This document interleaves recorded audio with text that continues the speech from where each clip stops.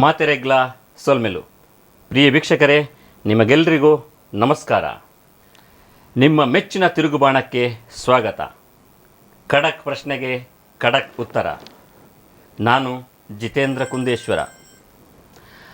ಇಂದಿನ ತಿರುಗುಬಾಣದ ಅತಿಥಿ ಹಿಂದುತ್ವಕ್ಕಾಗಿ ಹೋರಾಟ ಮಾಡಿದ, ಬಿಲ್ಲವ ಜಾತಿ ಸಮುದಾಯಕ್ಕಾಗಿ ಹೋರಾಟ ಮಾಡುತ್ತಿರುವಂತಹ ಕಲಬುರಗಿಯ ಬ್ರಹ್ಮಶ್ರೀ ನಾರಾಯಣ ಗುರು ಶಕ್ತಿಪೀಠದ ಪೀಠಾಧಿಪತಿ ಶ್ರೀ ಪ್ರಣವಾನಂದ ಸ್ವಾಮೀಜಿ. ಪ್ರಣವಾನಂದ ಸ್ವಾಮೀಜಿಯವರೇ, ತಿರುಗುಬಾಣಕ್ಕೆ ಸ್ವಾಗತ. ಸ್ವಾಮೀಜಿಯವರೇ, ನೀವು ಒಂದು ಕಾಲದಲ್ಲಿ ಹಿಂದುತ್ವಕ್ಕಾಗಿ ಹೋರಾಟ ಮಾಡಿದವರು. ಈಗ ಆರ್ಯ, ಬಿಲ್ಲವ, ಈಡಿಗ ಸಮುದಾಯದ ಪರವಾಗಿ ಹೋರಾಟ ಮಾಡ್ತಾ ಇದ್ರಿ. ಹೇಗೆ ಈ ಪಯಣ, ಈ ಬದಲಾವಣೆಗಳು ಹೇಗೆ ಬಂತು ಅಂತ? ನೋಡಿ, ನಾನು ಹಿಂದುತ್ವ ಅಂತದಕ್ಕಿಂತ ಈ ಸಮಾಜದಲ್ಲಿ ಆಗುವ ಸಾಕಷ್ಟು ಹೋರಾಟಗಳನ್ನು ನಾನು ಮಾಡಿದ್ದೀನಿ. ಬರೀ ಒಂದು ಹಿಂದುತ್ವ ಅಂತ ಅಷ್ಟಲ್ಲ, ಸಾಕಷ್ಟು ಅನ್ಯಾಯ ವಿರುದ್ಧವನ್ನೇ ರಾಜ್ಯದಲ್ಲಿ ನಾನು ಸಾಕಷ್ಟು ವಿಷಯಗಳಲ್ಲಿ ಧ್ವನಿ ಎತ್ತಿದ್ದೇವೆ. ಅದನ್ನು ಹಾಗಾಗಿ ಆ ಸಮಯದಲ್ಲಿ ಕೆಲವೊಂದು ವಿಷಯಗಳಲ್ಲಿ ನಾನು ಏನು ಮಾಡಿದ್ದೀವಿ, ಹೋರಾಟವನ್ನು ಕೂಡ ಮಾಡಿದ್ದೀವಿ. ಒಂದೇ ಒಂದು ವಿಷಯಕ್ಕೆ ಸೀಮಿತವಾಗಿರಲಿಲ್ಲ. ನಾನು ಭ್ರಷ್ಟಾಚಾರ ವಿರುದ್ಧವನ್ನೇ ಹೋರಾಟ ಮಾಡಿದ್ದೀವಿ, ಹೆಣ್ಣು ಮಕ್ಕಳ ರಕ್ಷಣಾ ವಿಷಯದಲ್ಲಿ ಹೋರಾಟ ಮಾಡಿದ್ದೀವಿ. ಹಾಗೆ ಸಾಮಾಜಿಕವಾಗಿರ್ತಕ್ಕಂಥ ಸಾಕಷ್ಟು ಹೋರಾಟಗಳಲ್ಲಿ ತೊಡಗಿಸಿಕೊಂಡಾಗ ಆ ಹೋರಾಟ ಕೂಡ ತಾವು ಏನು ಹೇಳಿದರೆ ಅದು ಕೂಡ ಮಾಡಿದ್ದೀವಿ ಅಷ್ಟೇ. ಈಗ ನೀವು ಅಖಿಲ ಭಾರತ ಹಿಂದೂ ಮಹಾಸಭಾದ ಗೌರವಾಧ್ಯಕ್ಷರಾಗ ಹುದ್ದೆಯನ್ನು ಇದ್ದರು. ಆವಾಗ ನಿಮ್ಮನ್ನು ಹೊರಗೆ ಹಾಕಿದರು. ಆವಾಗ ನಿಮ್ಮ ಜೊತೆ 12 ಜಿಲ್ಲೆಗಳಲ್ಲಿ ಈಗ ತಮ್ಮಲ್ಲಿ ಕೇಳತಕ್ಕಂಥದ್ದು ಆ ಹಿಂದಿನ ವಿಷಯಗಳ ಬಗ್ಗೆ, ಕೆಲವೊಂದು ಸಂಘಟನೆ ಸಂಸ್ಥೆಗಳಲ್ಲಿ ಬಗ್ಗೆ ಕೂಡ ನಾನು ಅದಕ್ಕೆ ಉತ್ತರನ ಹೇಳೋದಿಲ್ಲ.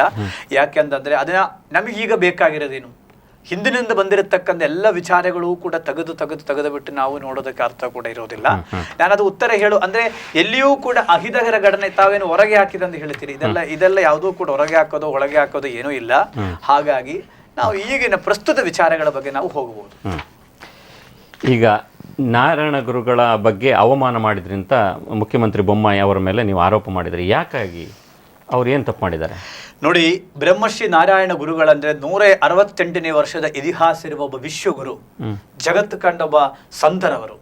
ಇವತ್ತು ಕೇರಳವನ್ನೇ ಆಗಿ ಇವತ್ತು ಈ ರೀತಿಯಲ್ಲಿ ಇಷ್ಟೊಂದು ಎಜುಕೇಶನ್ ಅಲ್ಲಿ ಪ್ರತಿಯೊಂದು ವ್ಯವಸ್ಥೆಯಲ್ಲಿಯೂ ಕೂಡ ಇಷ್ಟೊಂದು ಬರಬೇಕಾದ ಕಾರಣವೇನು ಅಂತ ನಾರಾಯಣ ಗುರುಗಳ ಚಿಂತನೆಗಳೇ. ಹಾಗಾಗಿ ನಾವು ಕೂಡ ಮೊದಲೇ ನಾನು ಯಾವುದೂ ಸಂಘಟನೆಯಲ್ಲಿ ಕೆಲಸ ಮಾಡುವಾಗಲೂ ಸಮೇತ ನಾನು ಶಿವಗಿರಿಗೆ ಹೋಗ್ತಿತ್ತು. ತಿಂಗಳಕ್ಕೊಮ್ಮೆ, ವರ್ಷಕ್ಕೊಮ್ಮೆ, 6 ತಿಂಗಳಕ್ಕೊಮ್ಮೆ ಮೊದಲಿಂದ. ಯಾಕಂದ್ರೆ ನಮ್ಮ ಪಕ್ಕದಲ್ಲಿಲ್ವ ಶಿವಗಿರಿ ಮಠ, ಹಾಗೆ ಹೋಗಿ ಬರ್ತಿದ್ರು. ಆದರೆ ಗುರುಗಳ ಸಿದ್ಧಾಂತ ದೇವದಶಕ ಓದ್ತಾ ಇದ್ರು, ಎಲ್ಲ ಆತ್ಮೋಪದೇಶ ಓದಿದ್ದೀನಿ, ಎಲ್ಲ ಮಾಡಿದ್ದೀನಿ. ಆದರೆ ನಾವು ಆ ಸಂಘಟನೆಯಿಂದ ಹೋಗಲಿಲ್ಲ. ಆದರೆ ಆ ನಾರಾಯಣ ಗುರುಗಳ ಸಿದ್ಧಾಂತವನ್ನು ಇವತ್ತು ಜಗತ್ತಿಗೆ ಇದೇ 168 ವರ್ಷದ ಒಳಗಡೆ ಇರತಕ್ಕಂಥ ಗುರುಗಳ ಚರಿತ್ರವನ್ನ ಇವತ್ತು ವಿಶ್ವವಿಖ್ಯಾತಿಯಾಗಿದೆ. ಅಂತ ಗುರು ಆ ರೀತಿಯಲ್ಲಿ ಇರ್ತಕ್ಕಂಥ ಒಬ್ಬ ಸಮಾನ ಮನಸ್ಕರಾಗಿರ್ತಕ್ಕಂಥ ಒಬ್ಬ ಗುರುಗಳ ಒಂದೇ ದೇವರು, ಒಂದೇ ಜಾತಿ, ಒಂದೇ ಧರ್ಮ ಅಂತ ಹೇಳಿರ್ತಕ್ಕಂಥ ಏಕೈಕ ಒಬ್ಬ ಗುರುಗಳು ನಾರಾಯಣ ಗುರುಗಳು. ಆ ಗುರುಗಳ ಕುಲದಲ್ಲಿ ಹುಟ್ಟಿದವರು ನಾವು. ಆ ಗುರುಗಳು ಹುಟ್ಟಿದ ಕುಲದಲ್ಲಿ ನಾವು ಹುಟ್ಟಿದ್ದೀವಿ. ನಾವೇನು ಮಾಡಬೇಕು ಅಂತಕ್ಕಂಥದ್ದು ಕೂಡ ಬಹಳ ಸ್ವಲ್ಪ ಲೇಟ್ ಆಗಿ ನಮಗೆ ಅರ್ಥವಾಗಿದೆ. ಇವತ್ತು ಆ ಮಾರ್ಗದಲ್ಲಿ ಹೋಗ್ತಾ ಇದ್ದೀವಿ. ಇಲ್ಲಿ ಕೇಂದ್ರ ಸರ್ಕಾರ ರಿಪಬ್ಲಿಕ್ ನಮ್ಮ ನಾರಾಯಣ ಗುರುಗಳ ಸ್ಟ್ಯಾಚ್ಯೂವನ್ನು ತಿರಸ್ಕಾರ ಮಾಡಿರತಕ್ಕಂಥದ್ದು ಒಂದು ಮೊದಲನೇದು. ಎರಡನೇದು, ಕರ್ನಾಟಕದಲ್ಲಿ ಬಂದಾಗ ಇಲ್ಲಿ ಪಾಠ್ಯ ಪುಸ್ತಕದಲ್ಲಿ ನಾರಾಯಣ ಗುರುಗಳ ಸಿದ್ಧಾಂತವನ್ನೇ ತೆಗೆದು ಹಾಕಿರತಕ್ಕಂಥದ್ದು. ಅನಂತರ ಇತ್ತೀಚೆಗೆ ಈ ವರ್ಷದ 168ನೇ ನಾರಾಯಣ ಗುರುಗಳ ಜಯಂತಿ ಫಸ್ಟು ಸರ್ಕಾರಿ ಕಚೇರಿಗಳಲ್ಲಿ ಮಾಡಿ ಪ್ರಾರಂಭ ಮಾಡಿರ್ತಕ್ಕಂಥದ್ದು ಸನ್ಮಾನ್ಯ ಸಿದ್ದರಾಮಯ್ಯನವರು ಮುಖ್ಯಮಂತ್ರಿ ಆದಾಗ.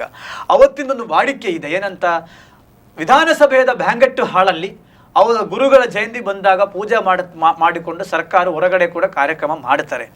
ಈ ವರ್ಷದ 168ನೇ ಜಯಂತಿಯು ಕೂಡ ವಿಧಾನಸಭೆಯ ಬ್ಯಾಂಕೆಟ್ ಹಾಳಲ್ಲಿ ಮಾನ್ಯ ಮುಖ್ಯಮಂತ್ರಿಗಳು ಏನು ಮಾಡಲಿಲ್ಲ, ಅಲ್ಲಿ ಆಚರಣೆ ಮಾಡಲಿಲ್ಲ. ಆದ್ರೆ ಎಲ್ಲ ಜಿಲ್ಲೆಗಳಲ್ಲಿ ಮಾಡಬೇಕು, ಜನರ ಬಳಿಗೆ ಇದು ಕಾರ್ಯಕ್ರಮ ತಲುಪಬೇಕು ಅಂತ ಮಾಡಿದಾರಲ್ಲ ಎಲ್ಲ ಜಿಲ್ಲೆಗಳಲ್ಲೂ. ಬೇರೆ ಈಗ ತಡಿ, ದೊಡ್ಡ ಮಟ್ಟದಲ್ಲಿ ಆಗಿದೆ. ಇಲ್ಲ, ನಮ್ಮ ಗುರುಗಳ ಜಯಂತಿ ಆದ ಮೇಲೆ ಇನ್ನೊಬ್ಬ ಶ್ರೇಷ್ಠ ವಾಲ್ಮೀಕಿ ಸಂದರ ಜಯಂತಿ ಕೂಡ ವಿಧಾನಸಭೆಯಲ್ಲಿ ಆಯಿತು. ಒಂದು ವಾರದ ಡಿಫರೆಂಟ್ ಏನಾಯ್ತಲ್ಲಿ, 10,000 ಜನ ಸೇರಿಸ್ಕೊಂಡು ವಿಧಾನಸಭೆದ ಅಂಕಣದಲ್ಲಿ ಬಹಳ ವಿಜೃಂಭಣೆಯಿಂದ ಮಾಡಿರೋದು ಕೂಡ ನಾವು ನೋಡಬಹುದು. ಅದಕ್ಕಿಂತ ಹಿಂದೆ ಮಾಡಿರ್ತಕ್ಕಂಥ ಗುರುಗಳದು ಕೂಡ ನಾವು ನೋಡಬಹುದು. ರೀಸೆಂಟ್ ಆಗಿ ಮಾನ್ಯ ಸನ್ಮಾನ್ಯ ಪ್ರಧಾನಮಂತ್ರಿಗಳು ರಾಜ್ಯಕ್ಕೆ ಬಂದಾಗ ವಾಲ್ಮೀಕಿ ಮಹರ್ಷಿಯವರ ಗುರುಗಳಿಗೆ ಪೂಜೆ ಸಲ್ಲಿಸಿದರು.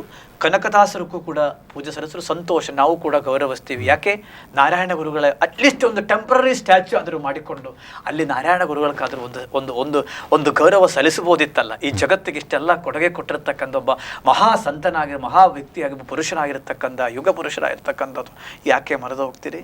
ಅಂದರೆ ನಾರಾಯಣ ಗುರುಗಳ ಸಿದ್ಧಾಂತದ ಹಿಂದೆ ಈ ದೇಶದ OBC ವರ್ಗಗಳು, ಈ ದೇಶದ ಹಿಂದುಳಿದ ವರ್ಗಗಳು, ಈ ದೇಶದ ಎಲ್ಲ ಸಮಾಜವೂ ಕೂಡ ಜಾತಿ ಮತ ವರ್ಗ ಪಂಥ ಪಗಡೆಯನ್ನು ಬಿಟ್ಟು ಎಲ್ಲರೂ ಕೂಡ ಗುರುಗಳ ಸಿದ್ಧಾಂತವನ್ನೇ ಒಪ್ಪಿರೋದು ಇಲ್ಲಿ ನಾವು ನೋಡಬಹುದು.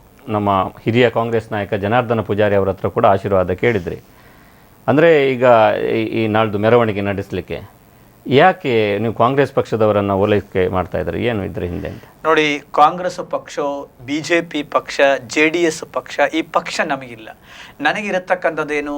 ನಾರಾಯಣ ಗುರುಗಳ ಪಕ್ಷ, ಶ್ರೀ ಕೋಡಿ ಚೆನ್ನಯ್ಯ ದೇವರ ಪಕ್ಷ, 12ನೇ ಶತಮಾನದ ಹೆಂಡದ ಮಾರಯ್ಯನ ಪಕ್ಷ, ಸರ್ದಾರ್ ಪಾಪಣ್ಣವರ ಪಕ್ಷ. ಇದನ್ನು ಬಿಟ್ಟು ನಮಗೆ ಯಾವುದೂ ಪಕ್ಷ ಇಲ್ಲ.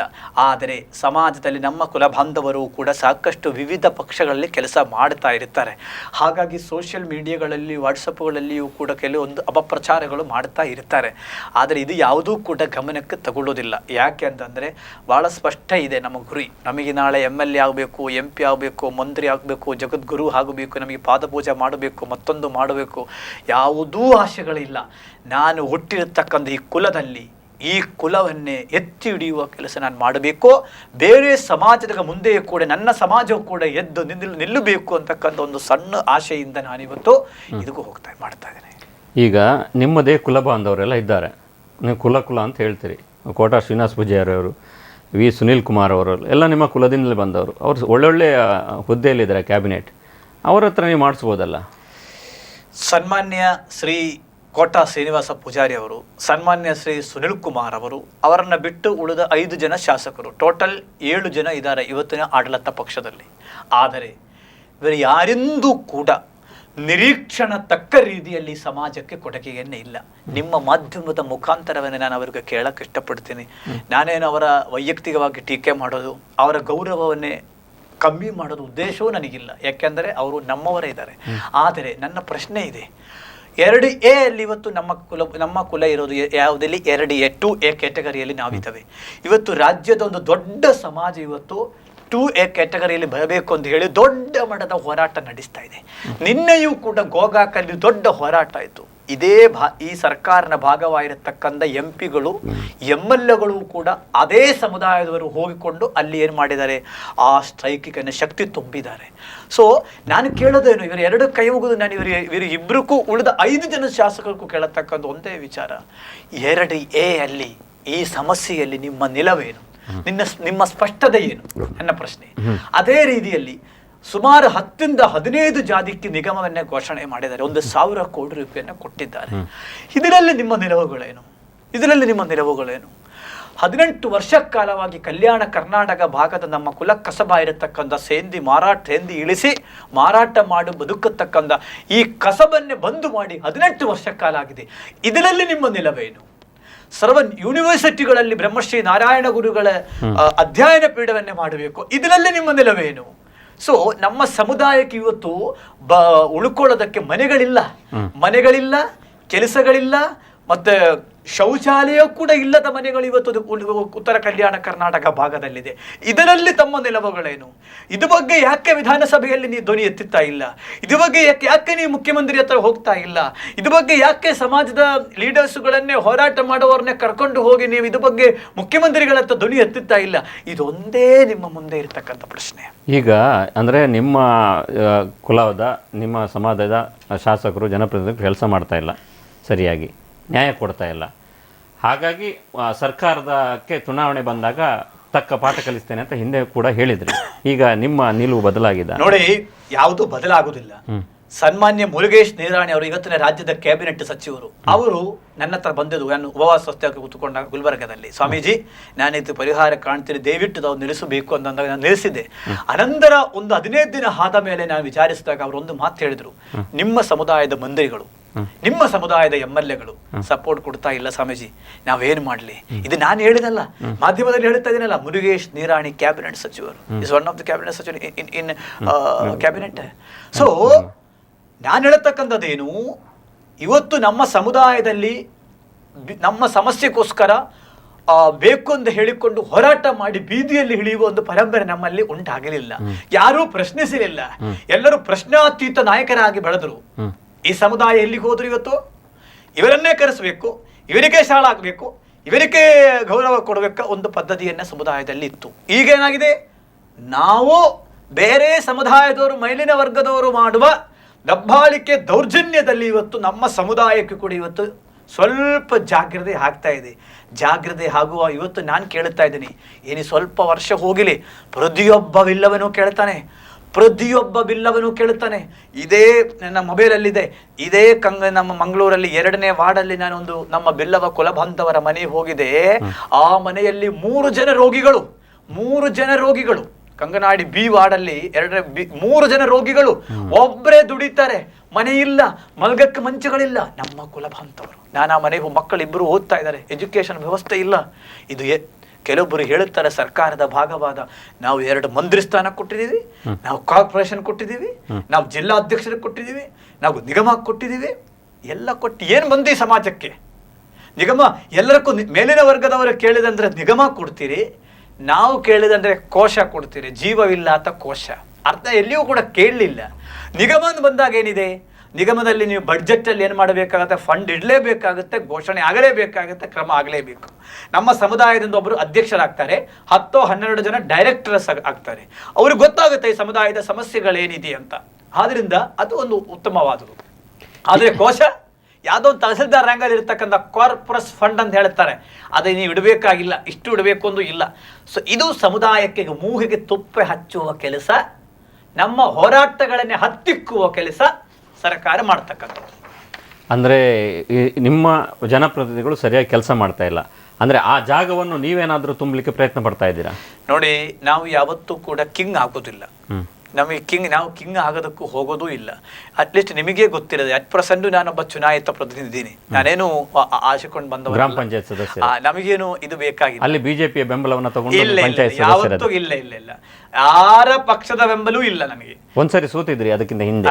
ಅದೇ ನಾನು ಹೇಳಿದೆನಲ್ಲ, ನಾನಲ್ಲಿ ಬಂದಿರತಕ್ಕಂಥದ್ದು ಸರ್ವಸಾಮಾನ್ಯ ಜನರ ನನ್ನ ಕೆಲಸ ನೋಡಿಕೊಂಡು. ಯಾಕಂದ್ರೆ ನನಗೊಂದು ವಿಚಾರ ಇತ್ತು, ಹಳ್ಳಿ ಡೆವಲಪ್ಮೆಂಟ್, ವಿಲೇಜ್ ಡೆವಲಪ್ಮೆಂಟ್, ಗ್ರಾಮೀಣ ಅಭಿವೃದ್ಧಿ, ಗಾಂಧೀಜಿಯವರ ಕನಸನ್ನು ನೆನಸು ಮಾಡಬೇಕು ಅಂದಕ್ಕಂದು ಒಂದು ಹೃದಯದಲ್ಲಿ ಇಟ್ಕೊಂಡು ಆ ಕೋವಿಡ್ ಸಮಯದಲ್ಲಿ ಸಾಕಷ್ಟು ಕೆಲಸಗಳು ಹಳ್ಳಿಯಲ್ಲಿ ಮಾಡಿದೆ.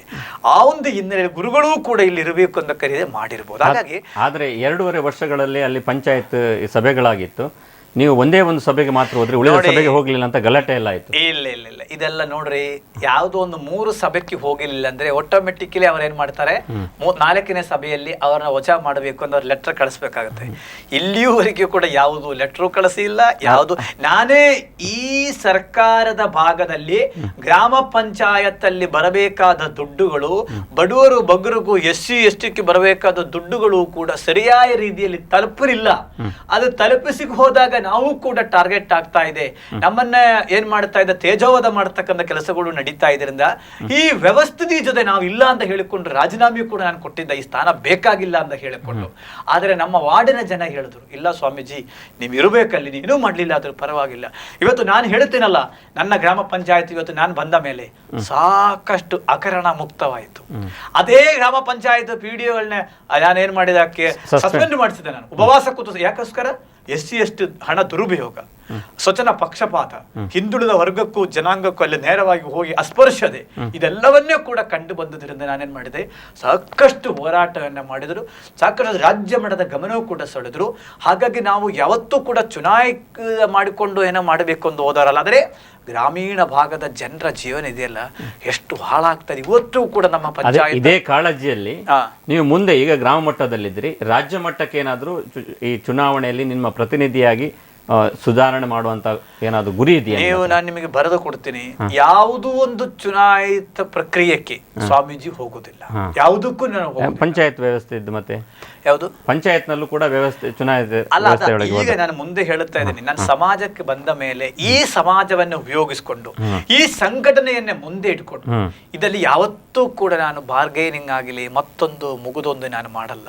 ಯಾಕಂದ್ರೆ ಇವತ್ತು ನನಗೆ ಬಹಳ ಸ್ಪಷ್ಟವಾಗಿ ಗೊತ್ತಿದೆ, ನಾನು ಹೋರಾಟ ಮಾಡೋದು ಸಾಕಷ್ಟು ನಮ್ಮಲ್ಲಿರತಕ್ಕಂಥವ್ರಿಗೆ ಏನಾಗಿದೆ ಅವರ ಅಸ್ತಿತ್ವವನ್ನೇ ಕಳ್ಕೊಳ್ತೀವಿ ಅಂತ ಹೇಳಿಕೊಂಡು ಇವತ್ತು ನನ್ನ ವಿರುದ್ಧ ಸಾಕಷ್ಟು ಪಿಧೂರಿಗಳು, ನನ್ನ ವಿರುದ್ಧ ಸಾಕಷ್ಟು ಷಡ್ಯಂತರಗಳು ಕೂಡ ನಡೀತಾ ಇದೆ ಅಂತಕ್ಕಂಥದ್ದು ಮಾಹಿತಿಗಳೆಲ್ಲ ಇದೆ ನಮಗೆ. ಹೌದು. ಈಗ ಅಂದ್ರೆ ಒಂದು ವರ್ಷ ತುಂಬಾ ಸಮಯ ಆಯ್ತು ನಿಮ್ಮ ಅಲ್ಲಿ ಅರೆಮಲ್ಲಾಪುರಕ್ಕೆ ಹೋಗ್ಲೇ ಇಲ್ಲ ತಾವು ಅಂತ ಕೇಳ್ಪಟ್ಟೆ. ಇಲ್ಲ, ನಾನು ಮೊನ್ನೆ ಕೂಡ ಸುಮಾರು ಒಂದು ವಾರದ ನಾನೀಗ ಏನಾಗಿದೆ, ಅಲ್ಲಿ ಮಠ ಇದೆ, ಬೆಂಗಳೂರಲ್ಲಿ ಇದೆ, ಕಲಬುರಗಿಯಲ್ಲಿದೆ.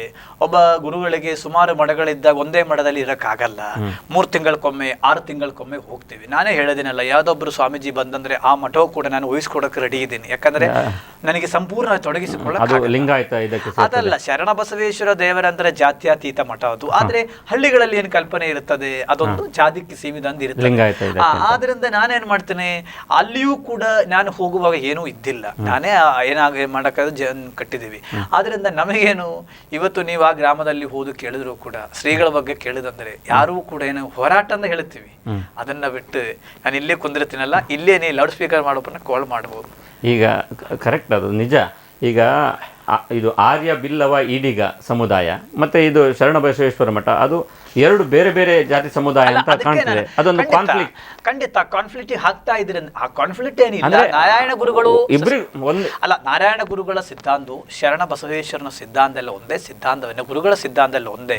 ಆದ್ರೆ ಇವತ್ತಿನ ಜನರ ಮನಸ್ಸು ಚಿಂತನೆಗಳು ಅಲ್ಲಿ ಅದು ಕೂಡ ಒಂದು ಕುಲ. ಶರಣ ಬಸವೇಶ್ವರರು ಕೂಡ ಕುಲದ ಅಲ್ಲ. ನೀವು ಗುಲ್ಬರ್ಗದಲ್ಲಿ ಇವತ್ತು ನೋಡ್ರಿ, ಶರಣ ಬಸವೇಶ್ವರ ಮಠದಿಂದ ಎಣ್ಣೆ ಓಯಿಲ್ ತಗೊಂಡೋದಂದ್ರೆ ಪಕ್ಕದ ಮಸೂದಿಯಿಂದ ಅವರು ಉರು ಸ್ಟಾರ್ಟ್ ಆಗುತ್ತದೆ. ಅಲ್ಲಿಂದ ಎಳ್ಳು ತಗೊಂಡ್ ಬಂದಂದ್ರೆ ಶರಣ ಬಸವೇಶ್ವರ ಮಠದ ಜಾತ್ರೆ. ಹಾಗಂತ ಬೇರೆ ಧರ್ಮದವರಲ್ಲಿ ಗುರುಗಳಾಗುದಿಲ್ಲ. ಹಾಗಾಗಿ ಅಲ್ಲಲ್ಲ, ಅದಕ್ಕೆ ನಾನು ಹೇಳತಕ್ಕಂಥದ್ದು ಜಾತಿ ಪ್ರಶ್ನೆ ಅಲ್ಲ. ಇಲ್ಲಿ ಏನಾಗ್ತದೆ, ನನಗೆ ಆ ಊರಲ್ಲಿ ಒಂದು ನಾನೇನ್ ಮಾಡಬೇಕು ಎಲ್ಲ ಕೆಲಸಗಳು ಈಗಾಗಲೇ ಮಾಡಿದ್ದೀನಿ ಸಾಕಷ್ಟು. ಇವತ್ತು ನೋಡಿ ನನಗೆ ಬಹಳ ಖುಷಿ ಏನಂತಂದ್ರೆ ಸಾಕಷ್ಟು ಹೋರಾಟಕಾರಿ ನಿರ್ಮಾಣವಾಗಿದೆ, ಸಾಕಷ್ಟು ಹೋರಾಟಕಾರ. ಮೊದಲು ಅದಿದ್ದಿಲ್ಲ. ಹಳ್ಳಿಯಲ್ಲಿ ಏನಿತ್ತು, ಪಂಚಾಯತ್ಗಳು ಕರ್ನಾಟಕದಲ್ಲಿ 6,000 ಪಂಚಾಯತ್ಗಳು ಹೆಚ್ಚಿಗಿಂದ ಇದ್ರೂ ಸಹ ಆಳ್ವಿಕೆ ವ್ಯವಸ್ಥೆ ಇದೆ. ಈ ಆಳ್ವಿಕೆಯ ವ್ಯವಸ್ಥೆಯಿಂದ ಆಡಳಿತ ವ್ಯವಸ್ಥೆಗೆ ಬರಬೇಕು ಅಂತಕ್ಕಂಥದ್ದು ನನ್ನ ವಿಚಾರ ಇತ್ತು. ಅದರಲ್ಲಿ ಮಂಗಳೂರು ಭಾಗ ಎಲ್ಲ 100% ಇದೆ ಪಂಚಾಯತ್, ಆ ಭಾಗದಲ್ಲಿ ಇಲ್ಲ. PDO ಅಲ್ಲಿ ಗ್ರಾಮದಲ್ಲಿ ಯಾರೋ ಒಬ್ಬ ದೊಡ್ಡ ಮುಖಂಡನಿರ್ತಾನೆ, ಅವನೇ ಮನೆ ಹೋಗಿ ಅವನೇನ್ ಹೇಳ್ತಾನೆ ಅದು ಮಾಡೋಣ. ಆ ಕಾನೂನು ಪ್ರಕಾರ ಇದು ಮಾಡೋದಿಲ್ಲ.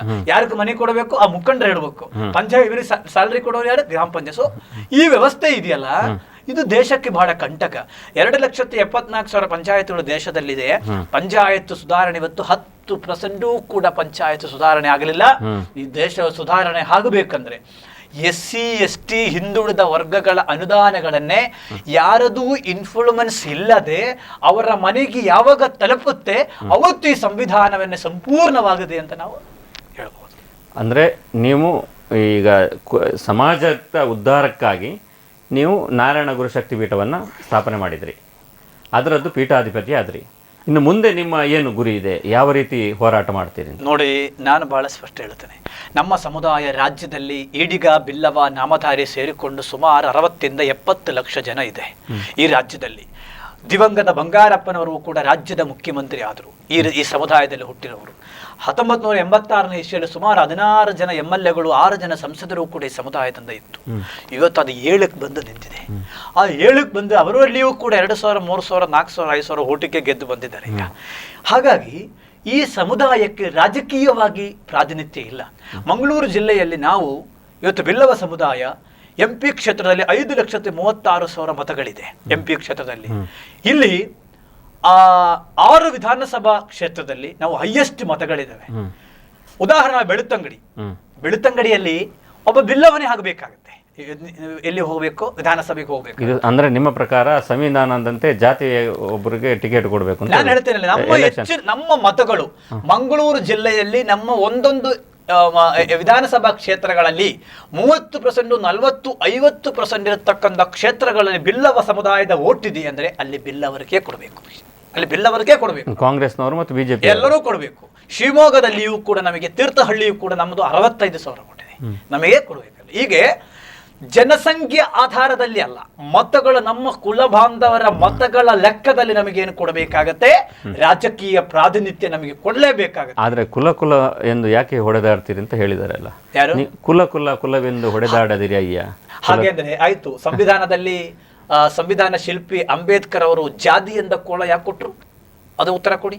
ಯಾಕೆ ಕೊಟ್ರು ಅಂದ್ರೆ ಹಿಂದುಳಿದ ದಳಿದ ಸಮುದಾಯಕ್ಕೆ ಎಲ್ಲಿಯೂ ಕೂಡ ಅನ್ಯಾಯ ಆಗಬಾರದು ಎಂದು ಹೇಳಿಕೊಂಡಲ್ಲಿ ಕೊಟ್ಟಿರತಕ್ಕಂಥದ್ದು. ಇಲ್ಲಿ ಏನಾಗ್ತಾ ಇದೆ, ನಮ್ಮ ಸಂವಿಧಾನಿಕವಾದ ಹಕ್ಕುಗಳು ನಮಗೆ ಸಿಗ್ತಾ ಇಲ್ಲ. ಇವತ್ತು ತೆಲಂಗಾಣದಲ್ಲಿ ನೋಡಿ, ಕೇರಳದಲ್ಲಿ ನೋಡಿ, ಆಂಧ್ರದಲ್ಲಿ ನೋಡಿ, ಎಲ್ಲ ಕಡೆ ನಮ್ಮ ಸಮುದಾಯಕ್ಕೇನಿದೆ, ಒಳ್ಳೆ ವ್ಯವಸ್ಥೆ ಇದೆ. ನಮ್ಮ ಕಸಬೇನು, ನಾವು ಕೃಷಿದ ಒಂದು ಭಾಗ, ಸೇಂದಿ ಇಳಿಸಿ ಸೇಂದಿ ಮಾರಾಟ ಮಾಡೋದು ಒಂದು ಕೃಷಿದ ಒಂದು ಭಾಗ, ಅದೊಂದು ಅಮಲು ಪದಾರ್ಥವಲ್ಲ. ಆ ಕಸಬನ್ನೇ ಮಾಡಿಕೊಂಡ್ಬಂದಿರತಕ್ಕಂಥವ್ರು ನಾವು ಸುಮಾರು ವರ್ಷಗಳಿಂದ. ಯಾವುದೋ ಇತಿಹಾಸಗಳಲ್ಲಿ 12ನೇ ಶತಮಾನದಲ್ಲಿ ಅಣ್ಣ ಬಸವಣ್ಣನವರ ಅನುಭವ ಮಂಟಪದಲ್ಲಿ ಹೆಂಡದ ಮಾರಯ್ಯ ಅಂತ ಒಬ್ಬ ಶರಣರಿದ್ರು ನಮ್ಮ ಸಮುದಾಯ. ಅಂದ್ರೆ ಎಲ್ಲರಿಗೂ ಸೇಂದಿ ಅಂಗಡಿ ತೆರೀಲಿಕ್ಕೆ ಅವಕಾಶ, ರಾಜ್ಯಾದ್ಯಂತರವನ್ನೇ ಸೇಂದಿ ಇಳಿಸುವುದಕ್ಕೆ ಮಾರಾಟ ಮಾಡಿ ಕೊಡಬೇಕು ಅಂತಕ್ಕಂಥದ್ದು. ಯಾಕಂದ್ರೆ ಈ ಮಂಗಳೂರು ಜಿಲ್ಲೆ ಸೇಂದಿ ಇದೆಯಲ್ಲ, ಉಡುಪಿ ಜಿಲ್ಲೆ ಸೇಂದಿ ಅನುಮತಿ ಇದೆ, ಯಾಕೆ ಉಳಿದ ಜಿಲ್ಲೆಯಲ್ಲಿ ಬಂದ್ ಮಾಡಿದರೆ?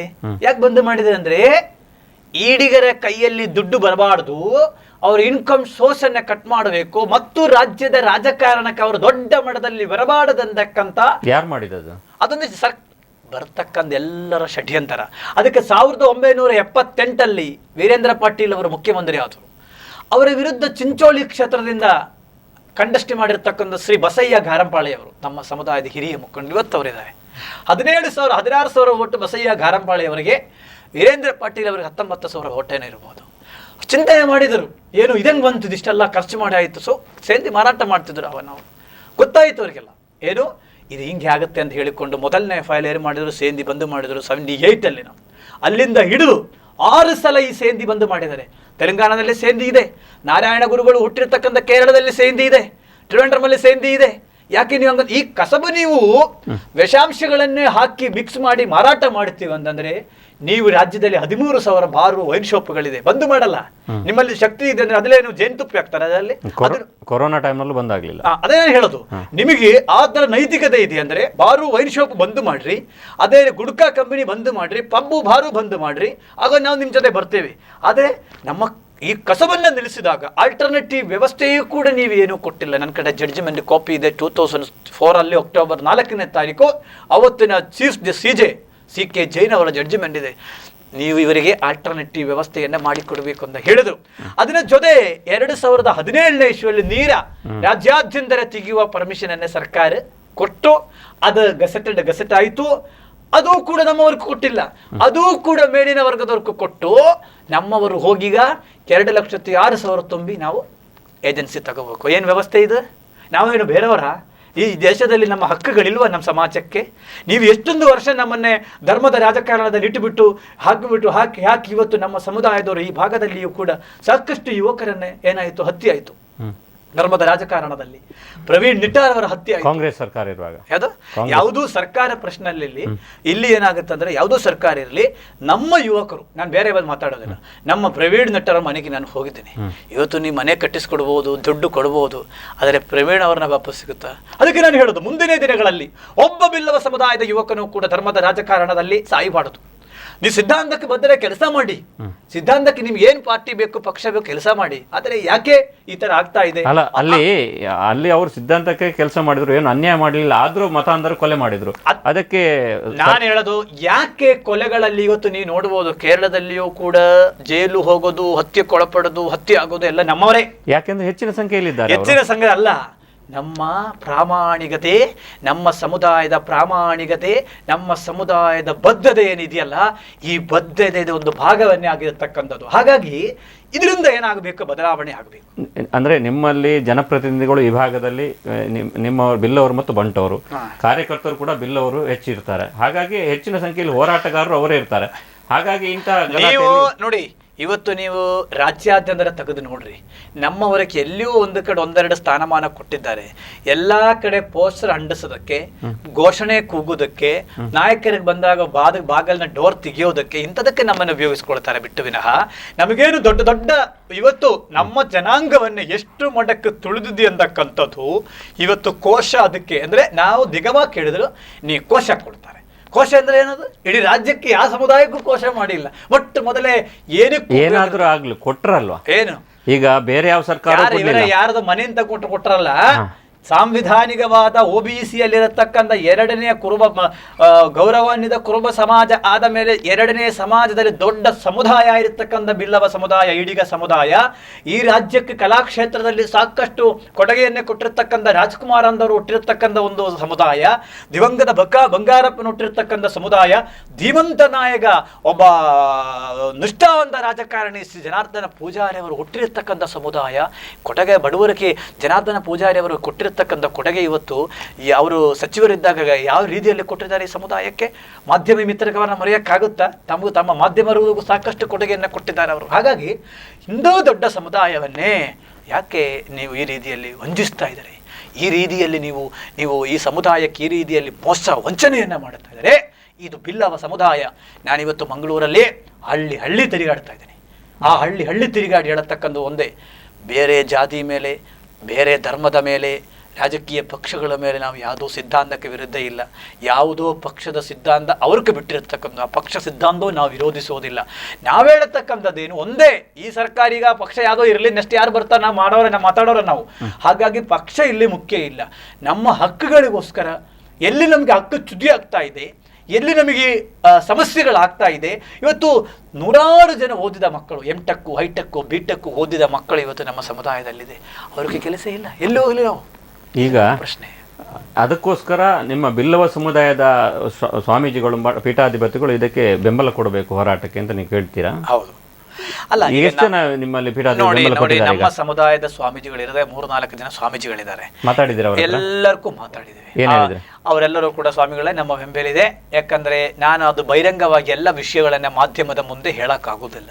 ಎಲ್ಲಾ ಪರಮಪೂಜ್ಯ ಸ್ವಾಮೀಜಿಗಳು ಕೂಡ ಏನಾಗ್ತದೆ, ನಮ್ಮಂಗ ಹೋರಾಟ ಮಾಡಕ್ ಬರಲ್ಲ.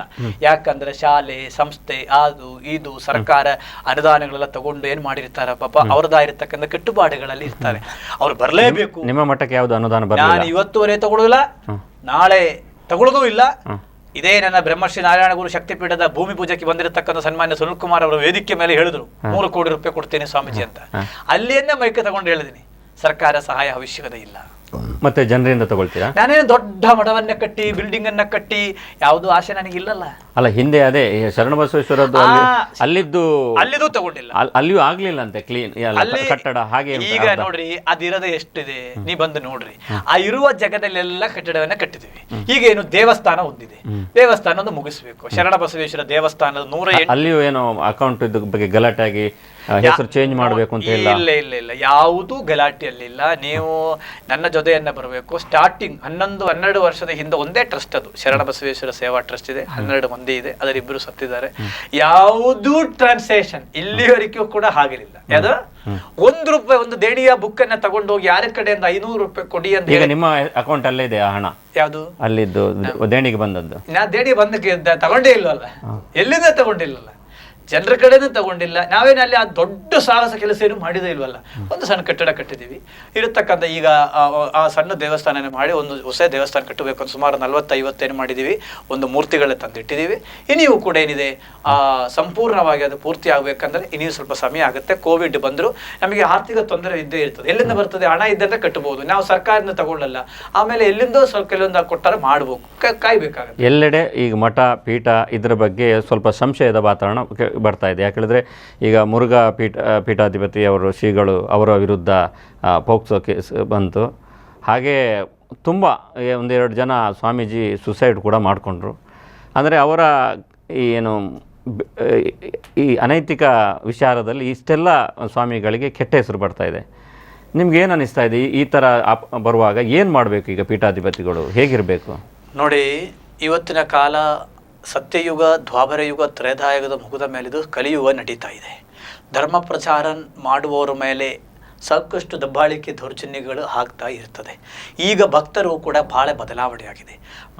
ಭಕ್ತರು ಬದಲಾವಣೆ ಆದಾಗ ನಮ್ಮ ಗುರುಗಳು ಕೂಡ ಸ್ವಲ್ಪ ಇವತ್ತಿನ ನಡೆ ಪ್ರಕಾರ ನಡಿಬೇಕಾಗತ್ತೆ.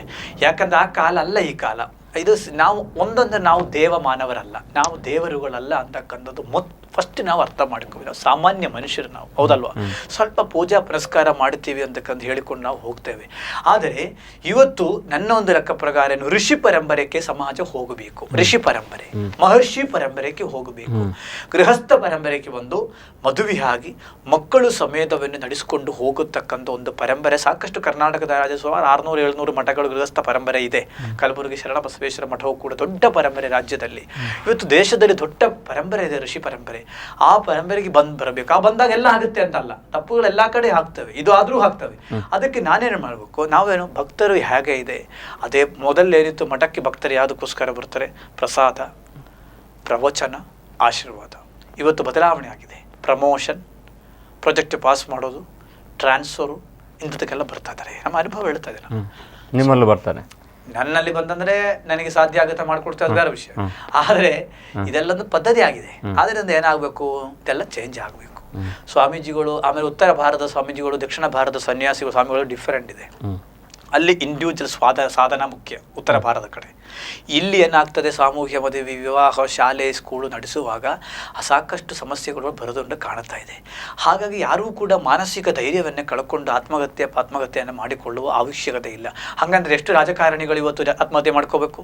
ಇವತ್ತು ನೋಡೋಣ ಎಷ್ಟು ಜನ ಇದ್ದಾರೆ ಇವತ್ತು ಅದು ಇದು ಮಾಡಿಕೊಂಡು. ಎಂತಂತ ಅಪವಾದಗಳಿಲ್ಲತ್ತವರು ಯಾರಿದ್ದಾರೆ ನೋಡೋಣ, ಹೆಸರುಗಳ ಇಲ್ಲಿ ಹೇಳ್ತಾ ಇಲ್ಲ. ಹಾಗಾಗಿ ಅಲ್ಲ, ನೀವು ಸಾಮೂಹಿಕ ವಿವಾಹ ಮಾಡಿದ್ರು, ಈಗ ನಿಂತೋಯ್ತು ಅದು. ನಾನು ವರ್ಷ ಮಾಡ್ತಿದ್ದೆ ನೋಡಿ, ಕಳೆದ ನಾನು ಮಾಡ್ತಿದ್ದೆ, ಮಾಡಿಕೊಟ್ಟಿದ್ದೀನಿ. ನಮ್ಮ ಕೈಯಲ್ಲಿ ಏನು ಸೇವೆ ಮಾಡೋಕ್ಕಾಗಿತ್ತು, ನಾನು ಅದು ಮಾಡಿದ್ದೀನಿ. ಒಬ್ಬ ಗ್ರಾಮ ಪಂಚಾಯತಲ್ಲಿ ನೀವು MLA ಪಾರ್ಟಿ ಚಿನ್ನ ಕೊಡ್ತಾರೆ, MP ಚಿನ್ನ ಪಾರ್ಟಿ ಚಿನ್ನ ಕೊಡ್ತಾರೆ, ಪಕ್ಷದ ಚಿನ್ನ ಕೊಡ್ತಾರೆ. ಗ್ರಾಮ ಪಂಚಾಯತಲ್ಲಿ ವ್ಯಕ್ತಿತ್ವ ನೋಡಿ ಕೊಡ್ತಾರೆ, ಹೌದಲ್ವಾ? ನಾವು ಆ ವ್ಯಕ್ತಿತ್ವದ ಮೇಲೆ ನಿಂತು ಬಂದಿರತಕ್ಕಂಥ ವ್ಯಕ್ತಿಗಳು. ಹಾಗಾಗಿ ನಾವು ಎಲ್ಲಿಯೂ ಕೂಡ ಕಂಡೀಷನ್ ಅಪ್ಲೈ ಇಲ್ಲ. ನಮಗೆ ಪಾದ ಪೂಜಾ, ಒಂದು ಶಾಲ್ ಹಾಕೋದು, ಹಾರ ಹಾಕೋದು ಕೂಡ ನಮಗೆ ಬೇಡ ಅಂತಕ್ಕಂಥ ಹೇಳುವ ಒಬ್ಬ ವ್ಯಕ್ತಿ ನಾನು. ಈಗ ಋಷಿ ಪರಂಪರೆ ಅಂತ ಹೇಳಿದ್ರಿ. ಸಾಧಾರಣ ನಮ್ಮಲ್ಲಿ ಏನು ಹೇಳಿದ್ರೆ ಬ್ರಹ್ಮಚಾರಿ, ಗೃಹಸ್ಥ, ವಾನಪ್ರಸ್ಥ, ಆಮೇಲೆ ಸನ್ಯಾಸ. ಹೌದು, ಸನ್ಯಾಸ. ನೀವು ಮೊದಲು ಸನ್ಯಾಸ ತಗೊಂಡ್ರಿ, ಆಮೇಲೆ ಗೃಹಸ್ಥ ಆದ್ರಿ. ಇದು ಹೇಗಾಯ್ತು ಅಂತ?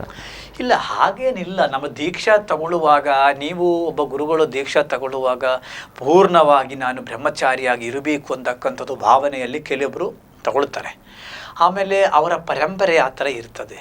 ಈಗ ಜೀವನದ ಮಧ್ಯದಲ್ಲಿಯೂ ಕೂಡ ಸಾಕಷ್ಟು ಈಗ ವಿದ್ಯಾಭೂಷಣ ನಮ್ಮ ಶಿವಜಾ ವರ್ಷಗಳದ್ದೇನಾಯಿತು ಅಲ್ಲಿ ಆಯಿತು. ಈಗ ನೋಡಿ, ಸಾಕಷ್ಟು ಪರಂಪರೆಗಳಿದೆ ನಮ್ಮಲ್ಲಿ ಸಪ್ತ ಋಷಿಗಳು, ವೇದವ್ಯಾಸನು, ಅಣ್ಣ ಬಸವಣ್ಣನವರು, ಇವರೆಲ್ಲ ತಾವು ನೋಡ್ಕೋಬಹುದು. ಹಾಗಾಗಿ ವೇಷ ಇದೆಲ್ಲ ಏನಕ್ಕೋಸ್ಕರ ಅಂದರೆ ನಾವು ಮಾಡುವ ಕರ್ತವ್ಯಗಳಲ್ಲಿ ಇರ್ತಕ್ಕಂಥ ಜಾಗ್ರತೆಯನ್ನೇ ನಮಗೆ ಮೂಡಿಸೋದಕ್ಕೋಸ್ಕರ ವೇಷ ವಿಧಾನಗಳು. ಅರ್ಥ ಆಯ್ತಲ್ವಾ? ಅದೇ ಬೇಕು, ಅದೇ ಆಗಬೇಕು ಅಂತ ಏನೂ ಇಲ್ಲ. ಬ್ರಹ್ಮ, ಆತ್ಮ, ಪರಮಾತ್ಮ, ಬ್ರಹ್ಮ, ಪರಬ್ರಹ್ಮ, ಹಿಂಗೆ ಸಾಕಷ್ಟು ಹಂತದಲ್ಲಿ ನಾವು ಗೊತ್ತಾದ ಮೇಲೆ ಇದನ್ನ ಮೇಲ್ಗಡೆ ಹೋಗಬೇಕಾಗುತ್ತೆ. ಅಂದರೆ ಈಗ ಯಾಕೆ ಸಮಸ್ಯೆ ಆಗ್ತದೆ ಅಂತ ಹೇಳಿದ್ರೆ, ಸನ್ಯಾಸ ಕೊನೆಗೆ ಇಡ್ತಾನೆ ಎಲ್ಲವನ್ನ ತ್ಯಾಗ ಮಾಡಬೇಕು ಅಂತ. ಈಗ ಗೃಹಸ್ಥರಾದರೆ ಅವರಿಗೆ ಮಕ್ಕಳಾಗ್ತದೆ, ಮಕ್ಕಳಾದರೆ ಮಕ್ಕಳ ಮೇಲೆ ಮೋಹ, ಆಮೇಲೆ ಲೋಭ, ಮದ, ಮತ್ಸರ ಹುಟ್ಟುತ್ತದೆ. ನಾನು ಹೇಳ್ತೀನಲ್ಲ, ಈಗ ನನಗೆ ಒಬ್ಬ 4 ವಯಸ್ಸಿರತಕ್ಕಂಥ ಮಗು ಇದೆ. ನನ್ನ ಮಠಕ್ಕೆ ಉತ್ತರಾಧಿಕಾರಿ ಮಾಡಿದ್ದೀನಿ. ನಾನು ಅವ್ರನ್ನ ನೋಡೋದು ಯಾವಾಗ ಗೊತ್ತಾ? ವರ್ಷಕ್ಕೊಮ್ಮೆ 8 ತಿಂಗಳಕ್ಕೊಮ್ಮೆ. ಈಗ ಉತ್ತರಾಧಿಕಾರಿಯಿಂದ ನೀವು ಆಲ್ರೆಡಿ ಘೋಷಣೆ ಮಾಡಿದ್ರೆ ಅದು ಒಂಥರ ಮೋಹ ಆಗುದಿಲ್ವಾ? ಇಲ್ಲ, ಯಾಕಂದ್ರೆ ಕಲಬುರಗಿ ಶರಣ ಬಸವೇಶ್ವರ ಮಠದ ಪರಂಪರೆ ಪ್ರಕಾರ, ಅವರ ಬಿಲ್ ಪ್ರಕಾರ ಮಕ್ಕಳನ್ನೇ ಆಗಬೇಕು. ಈಗ ಅಂದ್ರೆ ನೀವು ಮಕ್ಕಳಲ್ಲ ಅಲ್ಲಿದ್ದು, ನೀವು ಕೇರಳದಿಂದ ಬಂದು ಅಲ್ಲಿ ಅಲ್ಲ, ಇದು ನಾನೇ ಅಲ್ವಾ ಇದಕ್ಕೆ ಪೀಠಾಧಿಪತಿ, ಅವ್ರಿಗೆ ಸಂಬಂಧನೇ ಇಲ್ಲ. ಹಾಗಾಗಿ ನಾನೇ ಪೀಠಾಧಿಪತಿ ಆಗಿದ್ರಿಂದ ನಾನೇ ಇದಕ್ಕೆ ಅಂತಿಮವಾದ ನಿರ್ಧಾರ ತೆಗೆದುಕೊಳ್ಳೋದು. ಹಾಗಾಗಿ ಮಾಡಿದ್ದೀವಿ. ಈಗ ಮಗ 4 ವರ್ಷದ ಮಗ, ಇನ್ನೇನು LKG ಹೋಗ್ಬೇಕು, ಏನು ಓದಿಸ್ಬೇಕು ಅಂತ ಇದ್ದೀರಾ? ಇಲ್ಲ, ವೇದ, ನಮ್ಮ ಸನಾತನ ನಾರಾಯಣ ಗುರುಗಳ ಸಿದ್ಧಾಂತ. ಅವರೇನು IPS IAS ಆಗಬೇಕಾಗಿಲ್ಲ. ಅವರು ಹುಟ್ಟಿದ ಸಮಯದಲ್ಲಿ ಸಂಕಲ್ಪ ಇದೆ. ನಮ್ಮ ಗ್ರಾಮದಲ್ಲಿ ಸಾಕಷ್ಟು ದೊಡ್ಡ ಮಟ್ಟದ ಕಾರ್ಯಕ್ರಮ ಮಾಡಿದ್ರು ಭಕ್ತರು ಸೇರಿಕೊಂಡು. ಅವರು ಈ ನಮ್ಮ ನಾರಾಯಣ ಗುರುಗಳ ತತ್ವಸಿದ್ಧಾಂತ ಬೆಳೆಸ್ಕೋಬೇಕು. ಅದರ ಜೊತೆ ಶರಣ ಬಸವೇಶ್ವರ ತತ್ವ ಸಿದ್ಧಾಂತಗಳು ಕೂಡ ಬೆಳೆಸಬೇಕಾದ ಜವಾಬ್ದಾರಿ ಕೂಡ ಇದೆ. ಹಾಗಾಗಿ ಅದನ್ನು ಮಾಡ್ಕೋಬೇಕು. IPS IAS ಬೇಡ, ಶಾಲೆಯಲ್ಲಿ ಕಳಿಸೋದಿಲ್ಲ. ಓನ್ಲಿ ನಮ್ಮ ಗುರುಕುಲ ಇದೆ, ಗುರುಕುಲದಲ್ಲಿ ಅವ್ರನ್ನ ಕಳಿಸಿ ವಿದ್ಯೆಯನ್ನು, ವೇದಿಕ ಸಂಸ್ಕಾರ. ಈಗ ನಿಮ್ಮ ಹೆಂಡತಿ ಒಪ್ತಾರೆ? ಅಂದ್ರೆ ನಾರಾಯಣ ಗುರುಗಳ ಶಿವಗಿರಿ ಮಠದಲ್ಲಿ ಬ್ರಹ್ಮವಿದ್ಯೆ ಒಂದಿದೆ, ಬ್ರಹ್ಮವಿದ್ಯೆ ಅಂತ ಹೇಳಿ 9 ವರ್ಷದ ಅಲ್ಲಿ ಕಳಿಸಬೇಕು ಅಂತಕ್ಕಂಥ ನಿರ್ಧಾರ. ಈಗ ನಿಮ್ಮ ಅಲ್ಲ, ನಮ್ಮ ಧರ್ಮಪತ್ನಿ ನೋಡಿ, ಎಲ್ಲರೂ ಅದಕ್ಕೆ ಒಪ್ಪಬೇಕಾಗಿಲ್ಲ, ಅವ್ರಿಗೂ ಸಾಕಷ್ಟು ನೋವಿದೆ. ನಾವು ಅದಕ್ಕೆ ಕನ್ವಿನ್ಸ್ ಮಾಡಿದ್ವಿ. ಅವ್ರು ಏನು ಓದಿದ್ದಾರೆ ಅಂದ್ರೆ ಅವರು ಈಗ CA ಓದಿದ್ದಾರೆ, IAS ಕೂಡ 2 ಸಲ ಟ್ರೈ ಮಾಡಿದ್ರು, 1 ಸಲ ಪಾಸ್ ಆಯ್ತು ಪ್ರಿಲಿಮಿನರಿ. ಅಲ್ಲ, ಇದು ಹೇಗಾಯ್ತು ನಿಮ್ಗೆ ಒಬ್ಬ ಸನ್ಯಾಸಿಗೆ? ಈಗ ನಾನು ಹೇಳಿದ್ರೆ ಅಂದ್ರೆ ಈಗ IAS ಓದಿದವರು ಹೇಗೆ ಇದಾಯ್ತು ಅಂತ? ಈಗ ಅದು ಆದ ಮೇಲೆ ಲವ್ ಮ್ಯಾರೇಜ್ ಅಥವಾ ಅರೇಂಜ್ ಅಂತ? ಅಲ್ಲಲ್ಲ, ಅದು ನೀವು ಈ ಮದುವೆ ಆಗುವ ಸಮಯದಲ್ಲಿ, ಪಾಣಿಗ್ರಹಣ ಆಗುವ ಸಮಯದಲ್ಲಿ ಅವರು IAS ಇದ್ದಿಲ್ಲ ಅಂದ್ರೆ ನನ್ನ ಪ್ರೇರಣೆಯಿಂದ ಅವರು IAS ಮಾಡ್ತಾ ಇದ್ರು ಅಷ್ಟೇ. ಅವಾಗ ಅವರೆಷ್ಟು ವಯಸ್ಸು? 18 ವಯಸ್ಸು, ಓದುವ ಸಮಯ ಅಲ್ವಾ. ಹಾಗಾಗಿ ನಾನು ಹೇಳಿದೆನಲ್ಲ, ವೈವಾಹಿಕ ಸನ್ಯಾಸ, ಗ್ರಾಹಸ್ಥ್ಯ, ನಮ್ಮ ಜೀವನವನ್ನೇ ಎಲ್ಲವನ್ನೇ ನಾವು ಬಿಚ್ಚಿ ಎಳೆದು ಮಾಧ್ಯಮದ ಮುಂದೆ ಕೂಡ ಅದು ಸರಿಯಾದ ಅಲ್ಲ. ಯಾಕಂತಂದ್ರೆ ಎಲ್ಲಿ ಮಟ್ಟ ನಿಮಗೆ ಗೊತ್ತಾಗಲಿ, ಆದರೆ ಅದನ್ನ ಹಿಂದೆ ಕೂಡ ಒಂದು ಪರಂಪರೆ ಮತ್ತು ಸಂಬಂಧಪಟ್ಟದಲ್ಲಿ ಇರ್ತದೆ. ಹಾಗಾಗಿ ನಮಗೆ ಅದು ನಮ್ಮ ಜಾತಕ ನಿಯೋಗ ಪ್ರಕಾರ ಇತ್ತು, ಅದು ಆಗಿದ್ದೀವಿ. ಅದನ್ನ ಇವತ್ತು 5 ವರ್ಷದೊಳಗಡೆ ಬಹಳ ಸುಂದರವಾಗಿ ನಮ್ಮ ಬದುಕನ್ನೇ ನಾನು ಒಂದೇ ಸಮಯದಲ್ಲಿ ನಮ್ಮ ಮಠ, ನಮ್ಮ ಹೋರಾಟ ಎಲ್ಲವನ್ನೂ ನಡೆಸ್ತಾ ಇದೆ, ಅವ್ರಿಗೂ ನ್ಯಾಯ ಕೊಡ್ತಾ ಇದೆ, ಯಾವುದೂ ಸಮಸ್ಯೆಗಳ ಜೀವನದಲ್ಲಿ ಇಲ್ಲ. ಈಗ ನೀವೊಂದು ಕಡೆ ಹೇಳಿದ್ರಿ, ಶಂಕರಾಚಾರ್ಯರು ಕೂಡ ರಾಜನೊಳಗೆ ಪರಕಾಯ ಪ್ರವೇಶ ಮಾಡಿ ಗೃಹಸ್ಥಾಶ್ರಮವನ್ನು ಅನುಭವಿಸಿದ್ರು ಅಂತ. ಅದು ಹೇಗೆ? ಅದು ಅಂದ್ರೆ ಯಾವ ರೀತಿ ಅಂತ ನಮ್ಗೆ ಅಂದ್ರೆ ನಿಮಗೂ ಅದಕ್ಕೂ ಹೇಗೆ? ಅಲ್ಲಲ್ಲ, ನಾನು ಹೇಳತಕ್ಕಂಥದ್ದೇನು, ನಾವೆಲ್ಲ ನೋಡಿರುವ ಆಗಿರುವ ಅರಿವುಗಳೇನು, ಬುಕ್ಗಳನ್ನೇ, ಪುಸ್ತಕಗಳನ್ನೇ, ಒಳ್ಳೊಳ್ಳೆ ಇತಿಹಾಸಕಾರರು ಬರೆದಿರತಕ್ಕಂಥ ಪುಸ್ತಕಗಳನ್ನು ಓದಿ ನಾವು ಕಲಿತೀವಿ. 2ನೇದು ಭಾಷಣಗಳನ್ನೇ ಕೇಳಿ ಕಲಿತೀವಿ. ಇದು ಯಾವುದರಲ್ಲಿತ್ತು? ಅಲ್ಲ, ನಾವು ಸಾಕಷ್ಟು ಇದರಲ್ಲಿ ನಾವು ಕೇಳಿದ್ದೀವಿ, ಓದಿದೆ. ಶಂಕರಾಚಾರ್ಯರು ಪರಕಾಯ ಪ್ರವೇಶದಲ್ಲಿ ಮಾಡಿದ್ವಿ ಅಂತಕ್ಕಂಥದ್ದು, ರಾಜನಲ್ಲಿ ಸರ್ವಜ್ಞ ಪೀಠ ಹೇರಕ್ಕೆ ಹೋದಾಗ ಕೂಡ ನಾವು ಓದಿ ತಿಳ್ಕೊಂಡಿದ್ವಿ. ಹಾಗಾಗಿ ಇಲ್ಲಿ ವಿಷಯಗಳದಲ್ಲ. ಅದೀಗ ಸಂಪೂರ್ಣವಾಗಿ ಇಲ್ಲಿ ಒಂದು ಮೀಡಿಯಾದಲ್ಲಿ ಕುತ್ಕೊಂಡು ಅದಕ್ಕೆ ಸಪರೇಟ್ ಆಗಿ ಒಂದು ನಾವು ಚರ್ಚೆಗಿಡೋಣ. ಈಗ ಏನಿದೆ ನಾನು ವಿಶ್ಲೇಷಣೆ ನಿಮ್ಮ ಗೃಹಸ್ಥಾಶ್ರಮಕ್ಕೆ ನಾನು ಹೇಳಿದೆ, ನನಗೆ ಮಾಧ್ಯಮದಲ್ಲಿ ಕೇಳಿದಾಗ ಹೇಳಿದಷ್ಟ, ನಾವು ಯಾವುದು ಮುಚ್ಚಿಡಕ್ ಹೋಗಿಲ್ಲ. ನಾವೇನೋ ನಮ್ಮ ಜೀವನವನ್ನೇ ಓಪನ್ ಪುಸ್ತಕ ಇದೆ, ತೆರೆದ ಪುಸ್ತಕ ಇದೆ. ನೀವು ಯೂಟ್ಯೂಬ್ ಅಲ್ಲಿ ಓದೋದೆಲ್ಲ ಸಿಗ್ತದೆ. ನನಗೇನು ಯಾರು ನನ್ನ ಮದುವೆದು ಒಂದು ವಿಡಿಯೋ ಹಾಕಿರುತ್ತವಲ್ಲ, ಬೇಕಂದ್ರೆ ಆ ಚಾನಲ್ಗೆ ಮಾತ್ರ ಅದೇ ತೆಗಿಸ್ಬೋದಲ್ಲ. ನಿಮ್ಮ ತಿರುಗುಬಾಣ ಅನ್ನೋದು ಎಷ್ಟೋ ಇದೆ, ನಮ್ಮ 10 ವರ್ಷದ ಹಿಂದೆ ಇದೆ, ನಾನು ತೆಗಿಸ್ಬೋದಲ್ಲ. ನಿಮ್ಗೆ ಹೇಳು, ಯಾಕೆ ಅಂದ್ರೆ ಏನಿದೆ ಮುಚ್ಚಿಡೋದು? ಏನೇ ಇಲ್ಲಿ ಬೇರೆ ನಡೆದಿದೆಯಾ? ಇವತ್ತು ಪ್ರತಿಯೊಬ್ಬರೂ ಕೂಡ ದೇಶದ ಪ್ರಧಾನಿಯಿಂದ ಹಿಡಿದು ಎಲ್ಲರೂ ಕೂಡ ಒಂದೊಂದು ಅಪವಾದಗಳು, ಒಂದೊಂದು ಅವಮಾನಗಳು, ವೈಯಕ್ತಿಕವಾಗಿಯೂ ಕೂಡ ಅನುಭವಿಸಿ ಬಂದಿರತಕ್ಕಂಥದ್ದು ಸಾಕಷ್ಟು ನಾವು ನೋಡಿ. ಪ್ರಧಾನಿ ಬಗ್ಗೆ ಎಂತೆಂಥ ಅಪವಾದಗಳನ್ನ ಹೇಳಿದ್ರು. ದಿನಕ್ಕೆ 2 kg ನಿಂದನೆ ಇರ್ತದೆ. ಅದೇ, ಆದ್ರಿಂದ ನಿಂದಕರು ಜೊತೆಗನ್ನೇ ಇರಬೇಕು, ಬೈಯುವವರು ಜೊತೆ ಇರಬೇಕು. ಅವರಿಂದ ನಾವು ಬೆಳೆಯೋದು. ನಿಂದಕರಿರಬೇಕಯ್ಯ. ಅಂದ್ರೆ ಅವರಿಂದ ನಾವು ಏನ್ ಮಾಡಕ್ಕಾಗತ್ತೆ? ನಮಗೆ ನಮ್ಮ ಜಾಗ್ರತೆ ನಾವು ಮಾಡಬಹುದು. ನಮ್ಮ ವೈಫಲ್ಯಗಳನ್ನ ಎತ್ತಿ ತೋರಿಸೋರು ಯಾರು? ನಮ್ಮನ್ನೇ ವಿರೋಧ ಮಾಡೋರು. ನನಗೆ ಇವತ್ತು ಸೋಷಿಯಲ್ ಮೀಡಿಯಾಗಳಲ್ಲಿಯೂ ಅಲ್ಲಿ ಇಲ್ಲಿ ಕುತ್ಕೊಂಡು ಯಾರ್ಯಾರೇನೋ ಬರೀತಾರಲ್ಲ, ಅವ್ರ ಕೈ ಮುಗಿತು. ನಾನು ನೀ ಒಂದು 10 ಸಲ ಬರೀರಿ, ಇನ್ನೊಂದು 20 ಸಲ. ಆದ್ರೆ ಇದರಿಂದ ಸ್ವಾಮೀಜಿಯನ್ನ ಮಾನಸಿಕವಾಗಿ ಕುಗ್ಗಿಸೋಣ, ಮಾಡುವ ಕೆಲಸದಿಂದ ಬಿಡಿಸುವ, ಇಲ್ಲ ಮತ್ತೊಂದು, ಇದು ಯಾವುದು ನಡೆಯಲ್ಲ. ಯಾಕೆ?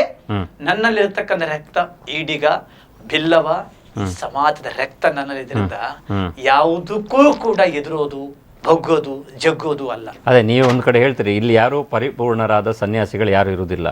2 ಲಕ್ಷ ಮೊಬೈಲ್ ಕೈಯಲ್ಲಿ ಇಟ್ಕೊಂಡು ನಾವು ಸನ್ಯಾಸಿ ಹೇಳಿಕ್ಕಾಗೋದಿಲ್ಲ ಅಂತ.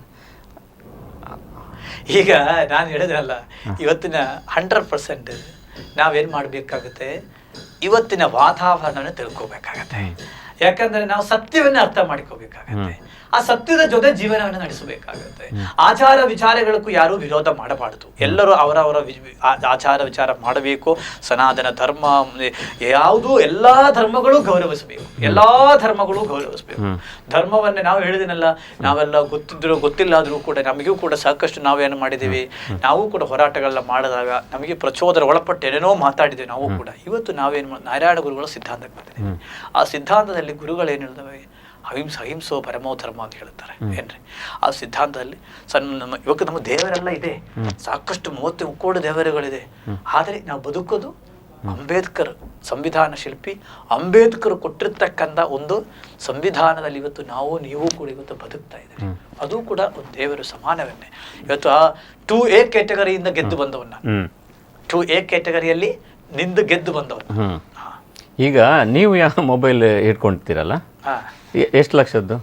ಅಲ್ಲ, ಮೊಬೈಲ್ಗಳ ಪ್ರಶ್ನೆ ಇಲ್ಲಿ ಇಲ್ಲ, ಮೊಬೈಲ್ ಪ್ರಶ್ನೆ ಅಲ್ಲ, ಮೊಬೈಲ್ ಅಲ್ಲಿ ಬರತಕ್ಕಂತ ಏನು ಉಪಯೋಗಿಸ್ಕೊಳ್ಳುವ ರೀತಿ ಇದೆಯಲ್ಲ, ಇದು ಬಹಳ ಅಲ್ಲ. ನೀವೊಂದು ಉಲ್ಲೇಖ ಮಾಡಿದಕ್ಕೆ ನನಗೂ ಕೂಡ ಇದೆಯಲ್ಲ, ನನಗೂ ಸಾಕಷ್ಟು ಜನ ಕೊಟ್ಟಿದ್ದಾರೆ.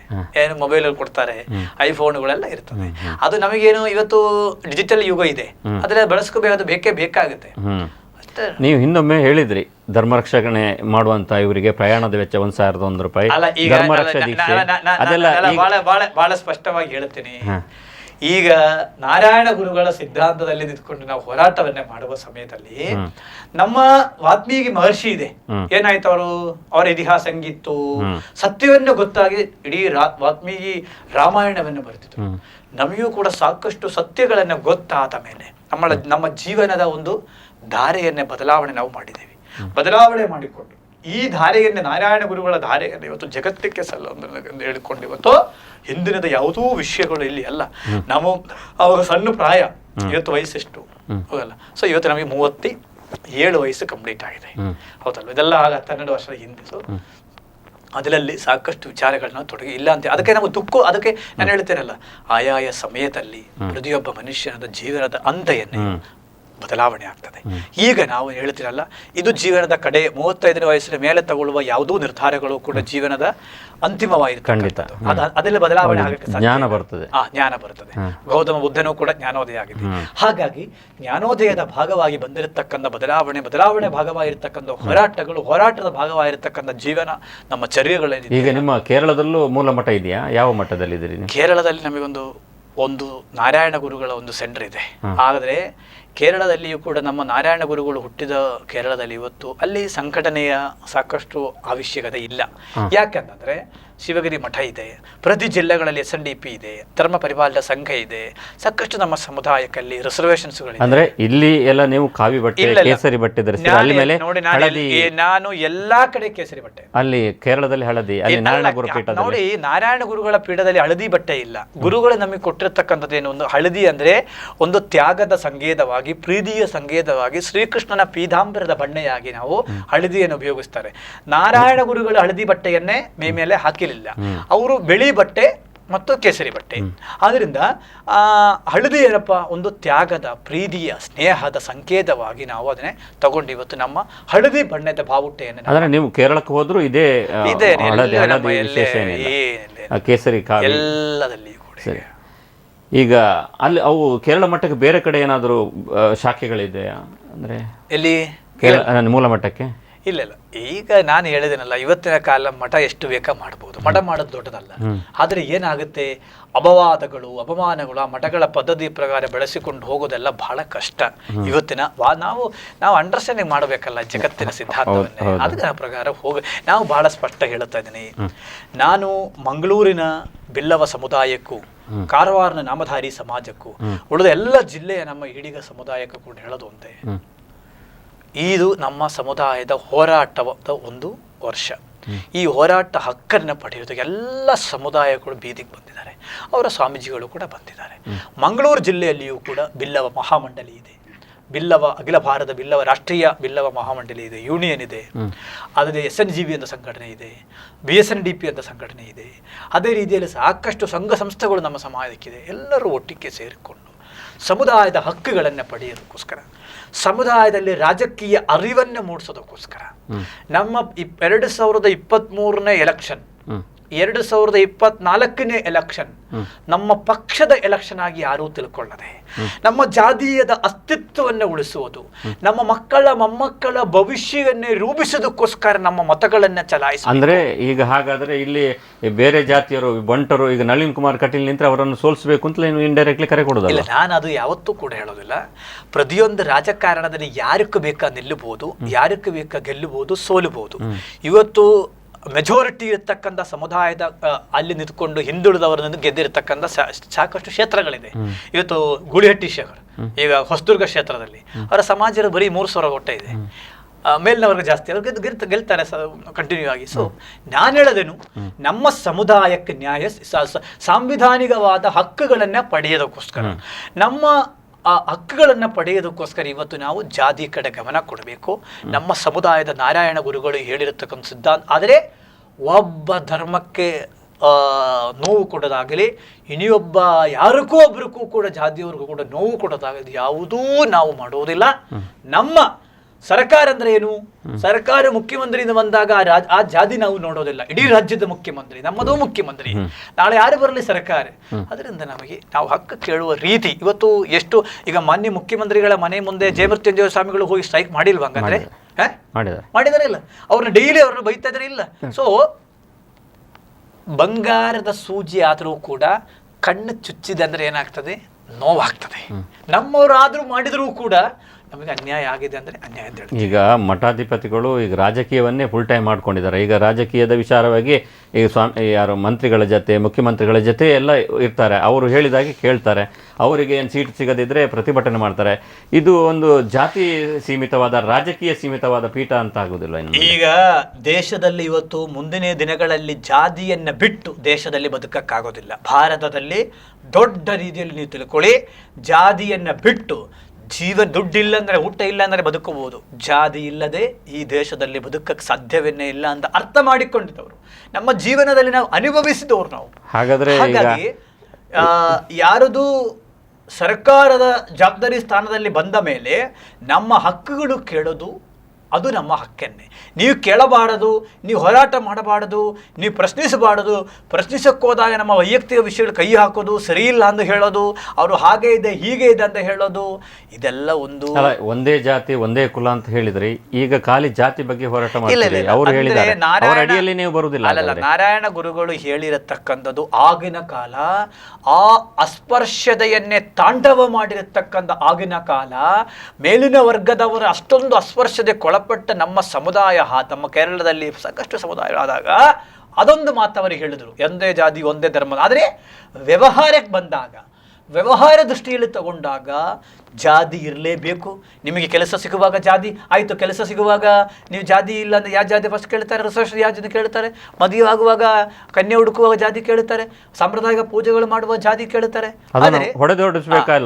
ಇಲ್ಲ, ಈಗ ಸಮಾಜದಲ್ಲಿ ನೋಡಿ, ಅದೇನು ಹಿಂದುಳಿದ ವರ್ಗದವ್ರ ಕಷ್ಟ ಅಲ್ಲ ಹೊಡೆದೋಡಿಸಬೇಕಾದದು, ಮೇಲಿನ ವರ್ಗ ಎಲ್ಲರಿಗೂ ಆ ಭಾವನೆ ಇರಬೇಕು.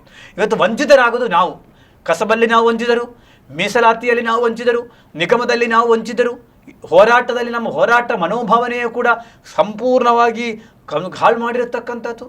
ಸೊ ಇದನ್ನು ನಾವು ಇವತ್ತು ನಮ್ಮ ರಾಜಕಾರಣಿಗಳು ಕೂಡ, ನಾನು ಅವ್ರಿಗೇನು ಬೈಯೋದಲ್ಲ, ಬುದ್ಧಿ ಮಾತು ಹೇಳ್ತಕ್ಕಂಥದ್ದು ಅಷ್ಟೇ. ಯಾಕೆಂದರೆ ಪದೇ ಪದೇ ಬೈದರು ಸ್ವಾಮಿ ಅಂತ ಹೇಳಬೇಡ. ನಾನು ಹೇಳೋದೇನು ತಿಳ್ಕೊಳ್ಳಿ, ಇವತ್ತು ಸಮಾಜ ದಿನನಿತ್ಯ ಜಾಗೃತಿ ಆಗ್ತಾ ಇದೆ. ಪ್ರತಿಯೊಬ್ಬರ ಮನೆಯಲ್ಲಿ 5 ಮೊಬೈಲ್ 10 ಮೊಬೈಲ್ ಇದೆ. ಇವತ್ತು ಈ ಸಂದೇಶಗಳನ್ನೇ ಮನೆಗೆ ಮೊಬೈಲಿಗೆ ಹೋಗ್ತಾ ಇದೆ.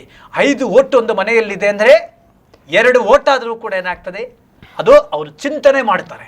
ನಮ್ಮ ಸಮುದಾಯ, ನಾವು ಇದು ಹುಟ್ಟಿದ್ದೀವಿ, ನಾವು ಇದರಲ್ಲಿ ಮಾಡಲೇಬೇಕು ಅಂತ ಭಾವನೆಯನ್ನು ಸೃಷ್ಟಿ ಮಾಡುವುದು ಜವಾಬ್ದಾರಿ ನಮಗಿದೆ. ಅದು ನಾವು ಮಾಡ್ತೀವಿ, ಭಾಳ ಸ್ಪಷ್ಟವಾಗಿ ಮಾಡ್ತೀವಿ.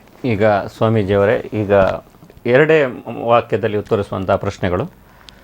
ನೀವು 2 ಸಂಘಟನೆಗಳ ಅಥವಾ ಪಕ್ಷಗಳನ್ನು ಇರ್ತೇವೆ, ನೀವು ಯಾವುದು ಚೆನ್ನಾಗಿಂತ ಒಂದು ಕಂಪೇರ್ ಮಾಡಿ ಹೇಳುವಂಥದ್ದು. ಈಗ ಅಖಿಲ ಭಾರತ ಹಿಂದೂ ಮಹಾಸಭಾ, ಅದರ ಬಗ್ಗೆ ನಿಮ್ಮ ಒಪಿನಿಯನ್, ಮತ್ತೊಂದು BJP, ಇದು ಹೇಗೆ? ನಾನು ಯಾವುದ್ರ ಬಗ್ಗೆ, ಈ ರಾಜಕೀಯ ಪಕ್ಷಗಳ ಬಗ್ಗೆ ನನ್ನ ಒಪಿನಿಯನ್ ನಾನು ಈ ಪರಿಸ್ಥಿತಿಯಲ್ಲಿ ಹೇಳುವಾಗ ಹಾಗೆ ಹಂತದಲ್ಲಿ ನಾನಿಲ್ಲ. ನಾನು ಹೇಳೋದು ನನ್ನ ಸಮಾಜದ ಬಗ್ಗೆ ಅಷ್ಟೇ ಹೇಳ್ತೇವೆ. SDPI JDS ಎಲ್ಲ ದೇಶದಲ್ಲಿ ಸಂವಿಧಾನ ಇದೆ. ಸಂವಿಧಾನದ ಅಡಿಯಲ್ಲಿ ಯಾರು ಸಂಘಟನೆಯನ್ನು ಮಾಡಿಕೊಂಡು ಹೋಗ್ತಾರೆ, ಅವರು ಹೋಗ್ತಾ ಇರ್ತಾರೆ. ಸಂವಿಧಾನ ವಿರುದ್ಧ ಹೋಗುವಾಗ ಸರ್ಕಾರ ಅದರ ಮೇಲೆ ಕ್ರಮ ತಗೊಂಡು. ನೀವು ಶ್ರೀರಾಮ ಸೇನೆಯಲ್ಲಿ ಇದ್ರಿ, ಆಮೇಲೆ ಬಜರಂಗ ದಳ. ನೋಡಿ, ನಾನು ಯಾವುದೂ ಒಂದು ಸಂಘಟನೆಯ ಹೆಸರು ಹೇಳಬೇಕಾಗಿಲ್ಲ. ದೇಶದಲ್ಲಿ ಎಷ್ಟು ಸಂಘಟನೆಗಳಿದೆಯೋ ಸಂವಿಧಾನದ ಅಡಿಯಲ್ಲಿ ಯಾರು ವರ್ಕ್ ಮಾಡ್ತಾರೆ ಮಾಡಿಕೊಂಡು ಹೋಗ್ತಾರೆ. ಇಲ್ಲ ಅದು ಅವರು ವಿರುದ್ಧ ಮಾಡ್ತೇವೆ ಅಂದರೆ ಸರ್ಕಾರ ಕ್ರಮ ತಗೊಳ್ತಾರೆ. ಈಗ ಒಂದು ವಾಕ್ಯದಲ್ಲಿ ಉತ್ತರಿಸುವಂಥದ್ದು, ಒಂದು ಅಭಿಪ್ರಾಯಗಳು ನಮ್ಮ ಪ್ರಧಾನಿ ನರೇಂದ್ರ ಮೋದಿ ಅವರ ಬಗ್ಗೆ. ಸನ್ಮಾನ್ಯ ಪ್ರಧಾನಮಂತ್ರಿಯವರು ಇಡೀ ದೇಶ ಅಲ್ಲ, ವಿಶ್ವ ಕಂಡಿರತಕ್ಕಂಥ ಒಬ್ಬ ನಾಯಕ. 100 ಅಲ್ಲ 200% ಈ ದೇಶಕ್ಕೆ ಅವರು ತ್ಯಾಗ, ಅವರ ಐಡಿಯಾಲಜಿಗಳು ಸಾಕಷ್ಟು ದೊಡ್ಡ ಮಟ್ಟದಲ್ಲಿ, ಅವರ 100% ಕಮಿಟ್ಮೆಂಟ್. ರಾಹುಲ್ ಗಾಂಧಿಯವರು ಕೂಡ, ಅವ್ರದ್ದು ಕೂಡ ಈ ದೇಶಕ್ಕೆ ಅವರು ಕೂಡ ಸಾಕಷ್ಟು ಸೇವೆಯನ್ನು ಮಾಡುತ್ತಾ ಇದ್ದಾರೆ. ಅವ್ರದ್ದು ಕೂಡ ಈಗ ಮೋದಿಜಿಯವ್ರದ್ದು ವಯಸ್ಸು ಭಾಳ ಕಮ್ಮಿ ಇದೆ. ಈಗ ಅವರ ಮುಂದಿನ ನಡೆಗಳ ಬಗ್ಗೆ ನಾವು ನೋಡಬೇಕಾಗತ್ತೆ. ನನಗೇನು ಯಾರ ಬಗ್ಗೆ ಕೂಡ ವಿರುದ್ಧ ಅಭಿಪ್ರಾಯಗಳನ್ನ ಇಲ್ಲ. ಮುಖ್ಯಮಂತ್ರಿ ಬಸವರಾಜ ಬೊಮ್ಮಾಯಿ ಬಸವರಾಜ ಬೊಮ್ಮಾಯಿ ಅವರ ಬಗ್ಗೆ ನಮ್ಮ ಸಮುದಾಯದ ಬೇಡಿಕೆದ ಹಿನ್ನೆಲೆಯಲ್ಲಿ ನಮಗೆ ಅವರ ಮೇಲೆ ಏನಿದೆ, ನಮಗೆ ಅವರ ಮೇಲೆ ಇದಿದೆ, ಏನಂದ ಒಂದು ವ್ಯತ್ಯಾಸ ಇದೆ. ಮತ್ತು ಅವರ ಪಕ್ಷ, ಅವರ ಸಿದ್ಧಾಂತ ಅವರು ನಡೆಸ್ಕೊಂಡು ಹೋಗ್ತಾ ಇದ್ದಾರೆ. ಅವ್ರಿಗೆ ಮಾರ್ಕ್ ಕೊಡೋದಕ್ಕೂ ಕೂಡ ನಾನು ಯಾರು ಅಲ್ಲ. ಆದರೆ ನಮ್ಮ ಸಮುದಾಯಕ್ಕೆ ಬೇಕು ಅಂತ ಹೇಳಿಕೊಂಡು ಅವರು ನಮ್ಮ ಮೀಸಲಾತಿಗಳ ಕೂಡ, ನಮ್ಮ ಹಕ್ಕುಗಳನ್ನೇ ಅವರು ಮುಡಕುಗೊಳಿಸ್ತಾ ಇರೋದು ಕೂಡ ನನ್ನ ಗಮನಕ್ಕೆ ಬಂದಿದೆ. ಮಾಜಿ ಮುಖ್ಯಮಂತ್ರಿ ಸಿದ್ದರಾಮಯ್ಯ ಅವರು ನಾನು ಹೇಳಿದ್ದೇನಲ್ಲ, ಅವರು ನಮ್ಮ ಸನ್ಮಾನ್ಯ ಸಿದ್ದರಾಮಯ್ಯನವರು ನಮ್ಮ ಬ್ರಹ್ಮಶ್ರೀ ನಾರಾಯಣ ಗುರುಗಳ ಜಯಂತಿಯನ್ನೇ ಕರ್ನಾಟಕ ರಾಜ್ಯದ ಸರ್ಕಾರಿ ಕಚೇರಿಗಳಲ್ಲಿ ಮಾಡಿಸಿರತಕ್ಕಂಥದ್ದು, ಮಂಗಳೂರಲ್ಲಿ ಅಧ್ಯಯನ ಪೀಠ ಮಾಡಿರತಕ್ಕಂಥದ್ದು. ಹಾಗಾಗಿ ಅವರ ಮೇಲೆ ಗೌರವ ಇದೆ. ಆಮೇಲೆ ಕಾಂಗ್ರೆಸ್ ರಾಜ್ಯಾಧ್ಯಕ್ಷ DK ಶಿವಕುಮಾರ್ ಅವರೆಲ್ಲ ನೋಡಿ, ದೇಶದ ಒಂದು ರಾಜಕಾರಣದಲ್ಲಿ ಒಂದು ಕಾಲದಲ್ಲಿ ಇವರೆಲ್ಲರೂ ಕೂಡ, ನಾನೊಬ್ಬ ನಾಯಕನನ್ನೇ ಹೇಳೋದಿಲ್ಲ, ಎಲ್ಲರೂ ಕೂಡ ಅವರ ಮಠಕ್ಕೆ ಅವರು ಸೇವೆ ಮಾಡುತ್ತಾರೆ. ನಾನು ಒಬ್ಬ ಸಮುದಾಯದ ಸ್ವಾಮೀಜಿಗಳಾಗಿ ಯಾವುದೋ ಒಂದು ಪಕ್ಷದ ನಾಯಕರುಗಳು ಅವರವರ ಮಠಕ್ಕೆ ಕೆಲಸ ಮಾಡ್ತಾರೆ ಅಂತ ಹೇಳಬಹುದು. ಅದನ್ನು ಬಿಟ್ಟು ನಾನು ಬೇರೆ ಯಾವುದೂ ಹೇಳಲ್ಲ. ಸಚಿವ ವಿ ಸುನಿಲ್ ಕುಮಾರ್ ಅವರು ಒಬ್ಬ ಯುವಕ ಮಂತ್ರಿ, ನಮ್ಮ ಸಮುದಾಯದಲ್ಲಿ ಹುಟ್ಟಿರ್ತಕ್ಕಂಥ ಒಬ್ಬ ಕುಲ ಬಾಂಧವ. ಅವರ ವೈಯಕ್ತಿಕವಾಗಿ ಈ 100% ಅವರೇನಿದೆ, ಅವರವರು ನ್ಯಾಯವಾಗಿ ಕೆಲಸ ಮಾಡ್ತಾರೆ. ಬಹಳ ಶಕ್ತಿ ಎಲ್ಲದಲ್ಲಿ ಕರೆಕ್ಟಾಗಿ ಮಾತಾಡ್ತಾರೆ, ವಿಷಯಗಳು ಬಹಳ ಅವರು ಗಮನಿಸ್ತಾರೆ, ಅಧ್ಯಯನ ಮಾಡ್ತಾರೆ. ಆದರೆ ಅದು ಎಲ್ಲಿ ಎಡವಿದೆ? ಸಮುದಾಯಕ್ಕೆ ನ್ಯಾಯ ಕೊಡುವುದಲ್ಲಿ, ಬಿಲ್ಲವ ಸಮುದಾಯಕ್ಕೂ ಈಡಿಗ ಸಮುದಾಯಕ್ಕೂ ನ್ಯಾಯ ಕೊಡುವುದಲ್ಲಿ ಎಲ್ಲಿಯೋ ಒಂದು ಕಡೆ ಅವರಿಗೆ ಎಡವಿದೆ ಅಂತಕ್ಕಂಥ ಮಾತು ನಾನು ಹೇಳುತ್ತೇನೆ. ಇವತ್ತು ಬೇರೆ ಬೇರೆ ಸಮುದಾಯದ ಸ್ವಾಮೀಜಿಗಳು ಹೋರಾಟ ಮಾಡುವಾಗ ಇವರೇ ಸೇರಿದಂತೆ ಅವರ ಹತ್ರ ಹೋಗಿ ಕೂತ್ಕೊಂಡು ಏನ್ ಮಾಡಿರ್ತಕ್ಕಂಥದ್ದು ಅಭಿಪ್ರಾಯವನ್ನು ತಿಳಿದುಕೊಂಡಿರೋದೆಲ್ಲ ಅದೇ ಬಿಲ್ಲವ ಈಡಿಗ ಸಮುದಾಯದ ಸ್ವಾಮೀಜಿಗಳು ಹೋರಾಟ ಮಾಡುವಾಗ ಅವ್ರಿಗೆ ಯಾವುದೋ ರೀತಿಯಲ್ಲಿಯೂ ಕೂಡ ಅವರ ಜೊತೆ ಅವ್ರಿಗೆ ಭರವಸೆಯನ್ನು ನೀಡದೆ ಅವರನ್ನೇ ಯಾವುದೋ ರೀತಿ ಗಮನಕ್ಕೆ ತಗೊಳ್ಳತೇನಿದೆಯಲ್ಲ, ಇದು ಏನು ಒಂದು ಅವರ ಒಂದು ವೈಫಲ್ಯ ಅಂತ ಹೇಳೋದು. ಅವರು ಹಿಂದುತ್ವದ ನಾಯಕರು, ಹಾಗಾಗಿ ಅಲ್ಲ, ಅದು ಅವರು ಯಾವುದೋ ಪಕ್ಷ ಸಿದ್ಧಾಂತ ಅವರ ವೈಯಕ್ತಿಕ. ನಾನು ಹೇಳತಕ್ಕಂಥದ್ದು ಸಮಾಜದ ದೃಷ್ಟಿಯಲ್ಲಿ ಅವರು ಸಮಾಜಕ್ಕೆ ಇನ್ನೂ ಹೆಚ್ಚಿನ ಮಟ್ಟದಲ್ಲಿ ಕೊಡುಗೆ ಕೊಡಬೇಕು. ಯಾವುದೋ ಸಮುದಾಯ ಭವನಕ್ಕೆ 10 ಲಕ್ಷ ಕೊಟ್ಟೆ, ಯಾವುದೋ ಸಮುದಾಯ ಭವನಕ್ಕೆ 50 ಲಕ್ಷ ಕೊಟ್ಟೆ, ಇದು ಸಮುದಾಯಕ್ಕೇನೋ ದೊಡ್ಡ ಕೊಡುಗೆ ಕೊಟ್ಟದಲ್ಲ. ಅದು ಸರ್ಕಾರದ ಅನುದಾನ, ನಮ್ಮ ಸಮುದಾಯದಲ್ಲ ಬೇರೆ MLAಗಳು ಕೊಟ್ಟಿದ್ದಾರೆ. ಹಾಗಾಗಿ ನೀವು ಮಾಡಬೇಕಾದ ಕೆಲಸ ಏನು? ಮೀಸಲಾತಿ ವಿಷಯ, 2A ವಿಷಯ, ನಿಗಮದ ವಿಷಯ, ಕಸಬಿನ ವಿಷಯ, ಇದೆಲ್ಲದಲ್ಲಿಯೂ ಕೂಡ ನಿಮ್ಮ ಕ್ರಿಸ್ಟಲ್ ಕ್ಲಿಯರ್ ಪಿಕ್ಚರು, ಅಭಿಪ್ರಾಯಗಳು ಕೂಡ ನೀವು ಬರಬೇಕು. ನಿಮ್ಮ ಜೊತೆ ಈ ಸಮುದಾಯ ಯಾವತ್ತೂ ಇರುತ್ತೇವೆ. ಕೋಟಾ ಶ್ರೀನಿವಾಸ ಪೂಜಾರಿ ಅವರು, ನಾನು ಹೇಳ್ತೇನೆ, ನನ್ನ ಫೋನು ಕೂಡ ಈಗ ಫೋನ್ ಮಾಡಿದಾದ್ರೂ ತೆಗೆಯೋದಿಲ್ಲ. ಈಗ ಅವರನ್ನು ಮುಖ್ಯಮಂತ್ರಿ ಆಗಬೇಕು ಅಂತ ನೀವು ಹೇಳಿ, ನಾನು ಹೇಳಿದ್ದೀನಿ ಸಾಕಷ್ಟು ಕಡೆ 2 ವರ್ಷ ಇಲ್ಲ 2 ವರ್ಷ ಕಾಲ ಕೋಟಾ ಶ್ರೀನಿವಾಸ ಪೂಜಾರಿ ಮುಖ್ಯಮಂತ್ರಿ ಮಾಡಿ, ಮಂತ್ರಿ ಮಾಡಿ ಅಂತಕ್ಕಂಥ ಸುಮಾರು 12 ಪ್ರೆಸ್ ಮೀಟಲ್ಲಿ 14 ಪ್ರೆಸ್ ಮೀಟ್ ಹೇಳಿದ್ದೀನಿ.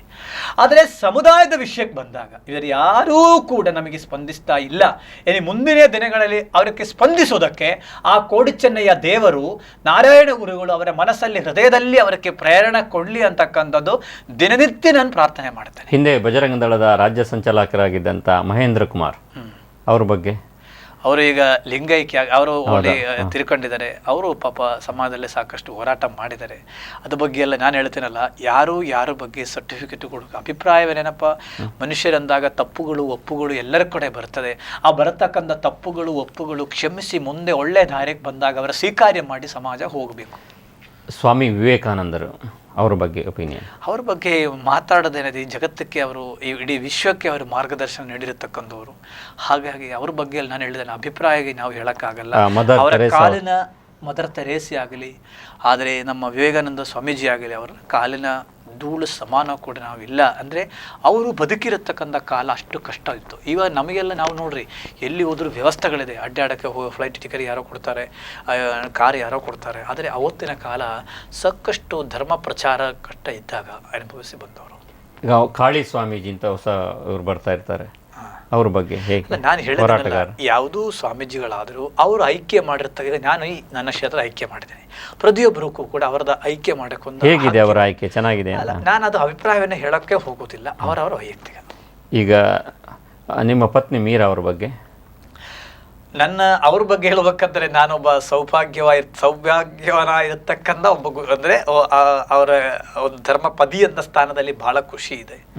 ನನ್ನ ಜೀವನದಲ್ಲಿ ಯಾವತ್ತೂ ಕೂಡ ಧರ್ಮ ಪ್ರಚಾರಕ್ಕೆ ಒಂದು ಫೋನು ಕೂಡ ನಾನು ಅವ್ರಿಗೆ ನನಗೆ ಮಾಡದೆ ಡಿಸ್ಟರ್ಬ್ ಕೂಡ ಮಾಡಿ, ನಾನು ಯಾವಾಗ ಫೋನ್ ಮಾಡ್ತಾರೆ ಅವಾಗ ಮಾತಾಡ್ತಾರೆ, ಯಾವುದೂ ಡಿಸ್ಟರ್ಬ್ ಇಲ್ಲದೆ ನಮ್ಮ ಜೀವನ ಜೊತೆ ಧರ್ಮ ಪ್ರಚಾರ ಮಠಗಳಲ್ಲಿ ಕಾರ್ಯಕ್ರಮ ಇದ್ದಾಗ, ಅಲ್ಲಿ ಇದ್ದಾಗ, ಇಲ್ಲಿ ಇದ್ದಾಗ ಯಾವಾಗ ಬರ್ತಾ ಇರ್ತಾರೆ. ಅವರ ತಂದೆ ತಾಯಿ ಎಲ್ಲರೂ ಕೂಡ ಬಹಳ ಸಪೋರ್ಟ್ ಆಗಿದೆ ನಮ್ಮ ಪ್ರಚಾರದಲ್ಲಿ. ಹಿಂದೂ ಮಹಾಸಭಾದ ರಾಜೇಶ್ ಪವಿತ್ರನವರು ಅವರು ಕೂಡ ನಾನು ಹೇಳಿದ್ದೇನಲ್ಲ, ಅವರೆಲ್ಲರೂ ಕೂಡ ಹೋರಾಟಗಾರರು, ಅವರೆಲ್ಲ ಹೋರಾಟಗಾರರು. ಅವರು ಆಯ್ಕೆ ಮಾಡತಕ್ಕಂಥ ಕ್ಷೇತ್ರಗಳ ವಿಭಿನ್ನ ಇರಬಹುದು, ಆದರೆ ಆಯಾಯ ಕ್ಷೇತ್ರಗಳಲ್ಲಿ ಅವರು ಏನು ಮಾಡ್ತಾ ಇದ್ದಾರೆ, ಅವರ ಒಂದು ಶಕ್ತಿಯನ್ನೇ ಉಪಯೋಗಿಸಿಕೊಂಡು ಅವರು ಮುಂದೆ ಹೋಗ್ತಾ ಇದ್ದಾರೆ. ಈಗ ನನಗೆ ಅವ್ರ ಬಗ್ಗೆ ವೈಯಕ್ತಿಕವಾಗಿ ಹೇಳಬೇಕಂದ್ರೆ ನಾನು ಹೇಳಿದ್ದೇನಲ್ಲ, ಅವರ ಕ್ಷೇತ್ರದಲ್ಲಿ ಯಾವುದು ಬಿಡದೆ, ಆ ಛಲೆಯನ್ನೇ ಬಿಡದೆ ಒಂದು ಹಿಡ್ಕೊಂಡಿದ್ದಾರೆ, ಅದೇ ರೀತಿಯಲ್ಲಿ ಮುಂದೆ ಹೋಗ್ತಕ್ಕಂಥದ್ದು. ಆಮೇಲೆ ರಾಜಕಾರಣದಲ್ಲಿ ಏನಿರ್ತದೆ, ಒಬ್ಬರನ್ನ ತುಳಿದೇ ಒಬ್ಬರನ್ನ ಮೇಲೆ ಬರೋಕ್ಕಾಗತ್ತೆ, ಇಲ್ಲಾಂದ್ರೆ ಒಂದೇ ಸಮಯ ಒಬ್ಬರಿಗೆ ಅಧ್ಯಕ್ಷ ಆಗಕ್ಕಾಗಲ್ಲ, ಅಧ್ಯಕ್ಷರೊಬ್ಬರೇ ಅಲ್ವಾ. ಸೊ ಹಾಗಾಗಿ ಅವರವರ ಶಕ್ತಿಯಲ್ಲಿ ತಾವು ಯಾರು ವ್ಯಕ್ತಿದ ಹೆಸರು ಹೇಳೋದಕ್ಕೋಸ್ಕರ ಹೇಳಿದ್ರೆ ಅವರೆಲ್ಲ ನಮ್ಮ ಕುಲ ಬಾಂಧವರು, ಅವರೆಲ್ಲರೂ ಕೂಡ ನಮ್ಮ ಕುಲ ಬಾಂಧವರು. ನಾನು ಆ ರೀತಿ ಸ್ವಾಮೀಜಿ, ಈಗ ಕೆಲವೊಂದು ಪೀಠಾಧಿಪತಿಗಳು ಈಗ ಹನಿ ಟ್ರ್ಯಾಪಲ್ಲೆಲ್ಲ ಸಿಕ್ಕಿಬಿದ್ದಿದ್ದಾರೆ, ಮತ್ತು ಕೆಲವರು ಹನಿ ಟ್ರ್ಯಾಪ್ ಮಾಡ್ತಾರೆ ಅಂತ ಆರೋಪ ಎಲ್ಲ ಇದೆ. ಇದರ ಬಗ್ಗೆ ಏನು ಅಭಿಪ್ರಾಯ? ನೋಡ್ರಿ, ಇವತ್ತಿನ ಕಾಲವನ್ನೇ ಒಂದು ಹನಿ ಟ್ರ್ಯಾಪ್ ಕಾಲ ಅಂತ ಹೇಳ್ಬೋದು. ಹೆಂಗ ಬೇಕಾ ಬೆಳೆಸಬಹುದು. ಈಗ ನಾವು ಅದಕ್ಕೆ ಒಳಪಡದೆ ನೋಡಿಕೊಳ್ಳಬೇಕು ಅಂತಕ್ಕಂಥದ್ದು. ಆದರೆ ಏನಾಗುತ್ತಂದ್ರೆ, ಈಗ ಜೊತೆ ಇರೋರನ್ನೇ, ಈಗ ಯಾರಿಂದೂ ಸಮಸ್ಯೆಯನ್ನೇ ಬರ್ತಾ ಇಲ್ಲ, ಜೊತೆ ಇರೋರಿಂದನೇ ಎಲ್ಲರಿಗೂ ಸಮಸ್ಯೆಗಳು ಆಗ್ತಾ ಇರೋದು. ಹಾಗಾಗಿ ಜೊತೆ ಯಾರನ್ನೇ ಸೇರಿಸ್ಕೋಬೇಕು, ಹೇಗೆ ಹೆಂಗೆ ಇಟ್ಕೋಬೇಕು ಅಂತಕ್ಕಂಥ ಅವರವರು ಜಾಗ್ರತೆ ಮಾಡಬೇಕು. ಆಮೇಲೆ ನಾನು ಹೇಳಿದಿನಲ್ಲ, ಪ್ರತಿಯೊಬ್ಬರಿಗೂ ಕೂಡ ವೈಯಕ್ತಿಕವಾಗಿರ್ತಕ್ಕಂಥ ಸಾಕಷ್ಟು ವಿಷಯಗಳಿರುತ್ತದೆ. ನಮಗೆ ವೈಯಕ್ತಿಕ ವಿಷಯಗಳಲ್ಲಿ ಯಾರೂ ಕೂಡ ಟೀಕೆ ಮಾಡುವ ಅವಧಿ ಇಲ್ಲ. ಅಂದ್ರೆ ಅವರ ಪರ್ಸನಲ್ ಇಶ್ಯೂಸ್ ಇದೆಯಲ್ಲ, ಅವರಿಂದ ಸಮಾಜಕ್ಕೆ ದ್ರೋಹ ಆಗ್ತಾ ಇದೆಯಾ, ಅವರಿಂದ ಒಂದು ದೇಶಕ್ಕೋ ರಾಜ್ಯಕ್ಕೋ ಸಮಾಜಕ್ಕೋ ಏನೋ ದ್ರೋಹ ಅಂತ ಹೇಳ್ಬೋದು. ಆದರೆ ವೈಯಕ್ತಿಕ ವಿಷಯಗಳ ಕೈ ಹಾಕಿ ಸ್ವಲ್ಪ ದಿನ ತೇಜವಾದ ಮಾಡ್ಬೋದು. ಇವತ್ತೊಂದು ಸುದ್ದಿ ಮಾಧ್ಯಮದಲ್ಲಿ ಮೊಬೈಲ್ ಬಂದಂದ್ರೆ ಆ ಸುದ್ದಿ 1-2 ನಿಮಿಷ ನೋಡ್ತೀವಿ, ಅದೋಗ್ಬಿಟ್ಟು ಇನ್ನೊಂದು ಸುದ್ದಿ ಬರ್ತದೆ. ಯಾರೂ ಇದೆಲ್ಲ ತಲೆಯಲ್ಲಿ ಇಟ್ಕೊಳ್ಳೋದಿಲ್ಲ, ಯಾವುದೂ ಅದನ್ನ ಒಳಗಡೆ ಹೋಗೋದಿಲ್ಲ. ಆ ಕಾಲ ಆಗಿದ್ರಿಂದ ಅಷ್ಟು ಬಗ್ಗೆ ತಲೆ ಕೆಡಿಸಿಕೊಳ್ಳುವ ಅವಶ್ಯಕತೆ ಇಲ್ಲ. ಆಮೇಲೆ ಜಾತಕದ ಯೋಗ ಪ್ರಕಾರ ಯಾರು ಅಪವಾದ ಒಳಗಡೆ ಆಗಬೇಕು ಅಂತಕ್ಕಂಥ ಇರ್ತದೆ, ಅದು ಹಾಗೆ ಆಗ್ತದೆ. ಎಷ್ಟು ಡೀಪ್ ಆಗಿಬಿಟ್ರು. ಈಗ ನಿಮ್ಮ ಮೇಲೆ ಎಷ್ಟು 7-8 ಕೇಸ್ಗಳಿತ್ತು, ಆಮೇಲೆ ಜೈಲಿಗೆಲ್ಲ ಹೋದ್ರಿ ಅಂತ ಹೇಳಿದ್ರು. ಅದೀಗ ಒಂದು 10 ವರ್ಷದ ಹಿಂದೆ, ಈಗ ಅದೇನಾದ್ರೂ ಉಂಟಾ? ಅಲ್ಲಿಂದ ಇಲ್ಲಿವರೆಗೂ ಯಾವುದೂ ಕೇಸುಗಳು ನಮ್ಮ ಮೇಲೆ ಇಲ್ಲ. ನಾವು ಧರ್ಮದ ಹೋರಾಟದಲ್ಲಿ ಮಾಡಿದಾಗ ಆವಾಗ ಏನಾಗ್ತಿತ್ತು, ಕೆಲವೊಂದು ಭಾಷಣಗಳ ಮುಖಾಂತರ ಕೆಲವೊಂದು ಕಡೆ ನಮಗೆ ಏನಾಗಿದೆ, ಭಾಷಣ ಆಯ್ತು, ರಾಜಕೀಯ ಆಯ್ತು, ಎರಡೂ ಬಂದಿತ್ತು ಆಗಿನ ಸಮಯದಲ್ಲಿ, ಆಗಿನ ಕಾಲ. ಹಾಗೆ ನಮ್ಮ ಮೇಲೆಲ್ಲ ಕೇಸ್ ಮಾಡಿದ್ದಾರೆ. ಅದೆಲ್ಲ 1-2-3 ಕೇಸುಗಳು ಇದಾವೆ. ಈಗ ಅದೆಲ್ಲ ನಾನು ಹೇಳಿದಲ್ಲಿ ಯಾವುದೂ ಅಲ್ಲ, ಓನ್ಲಿ ಭಾಷಣ ಮಾಡಿರ್ತಕ್ಕಂಥದ್ದು. ಆ ಭಾಷಣದಿಂದ ಏನೂ ಪರಿಣಾಮವೂ ಆಗಲಿಲ್ಲ. ಆದರೆ ಏನಾಯ್ತು, ಆಗಿನ ಸಣ್ಣ ವಯಸ್ಸು, ರಕ್ತ ಕುದಿತಾ ಇರ್ತಿದ್ರು, ಅವಾಗ ಏನೋ ಒಂದು ಮಾತಾಡ್ತಾ ಇರ್ತೇವೆ.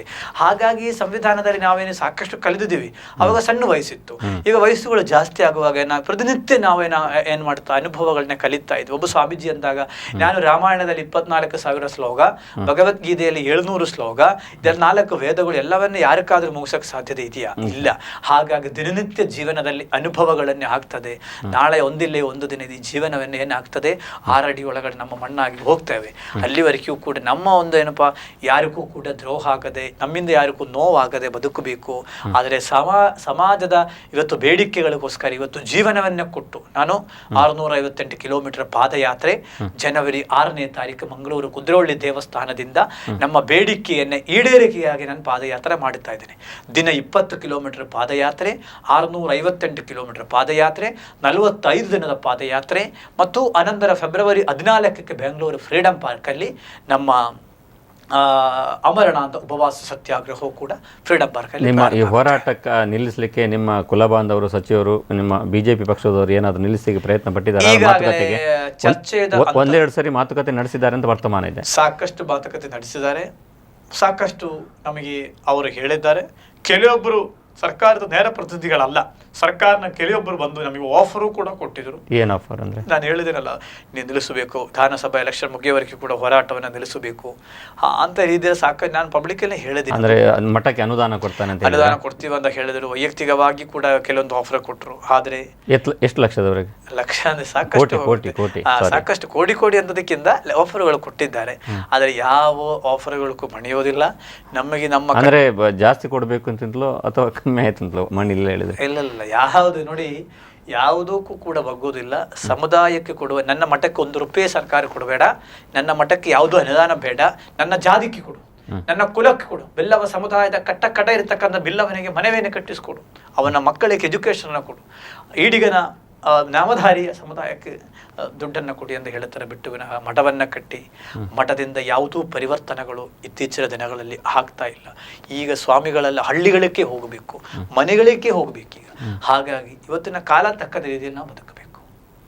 ಧನ್ಯವಾದಗಳು ಸ್ವಾಮೀಜಿ. ಇಷ್ಟು ಹೊತ್ತು ನಮ್ಮ ಸ್ಪಂದನದಲ್ಲಿ ತಿರುಗುಬಾಣದ ಅತಿಥಿಯಾಗಿ ನಿಮ್ಮ ಮನಸ್ಸಿನಲ್ಲಿರುವಂಥ ಚಿಂತನೆ, ವಿಚಾರ ಮತ್ತು ಹೋರಾಟಗಳನ್ನು ನಮ್ಮ ಜೊತೆ ಹಂಚಿಕೊಂಡ್ರೆ ನಮಸ್ಕಾರಗಳು. ನಮಸ್ತೆ. ಇಂದಿನ ತಿರುಗುಬಾಣಕ್ಕೆ ಇಷ್ಟು. ಮುಂದಿನ ಬಾರಿ ಮತ್ತೊಬ್ಬ ಅತಿಥಿಯೊಂದಿಗೆ ಮತ್ತೆ ಭೇಟಿಯಾಗುತ್ತೇವೆ. ಅಲ್ಲಿವರೆಗೆ ನಮಸ್ಕಾರ.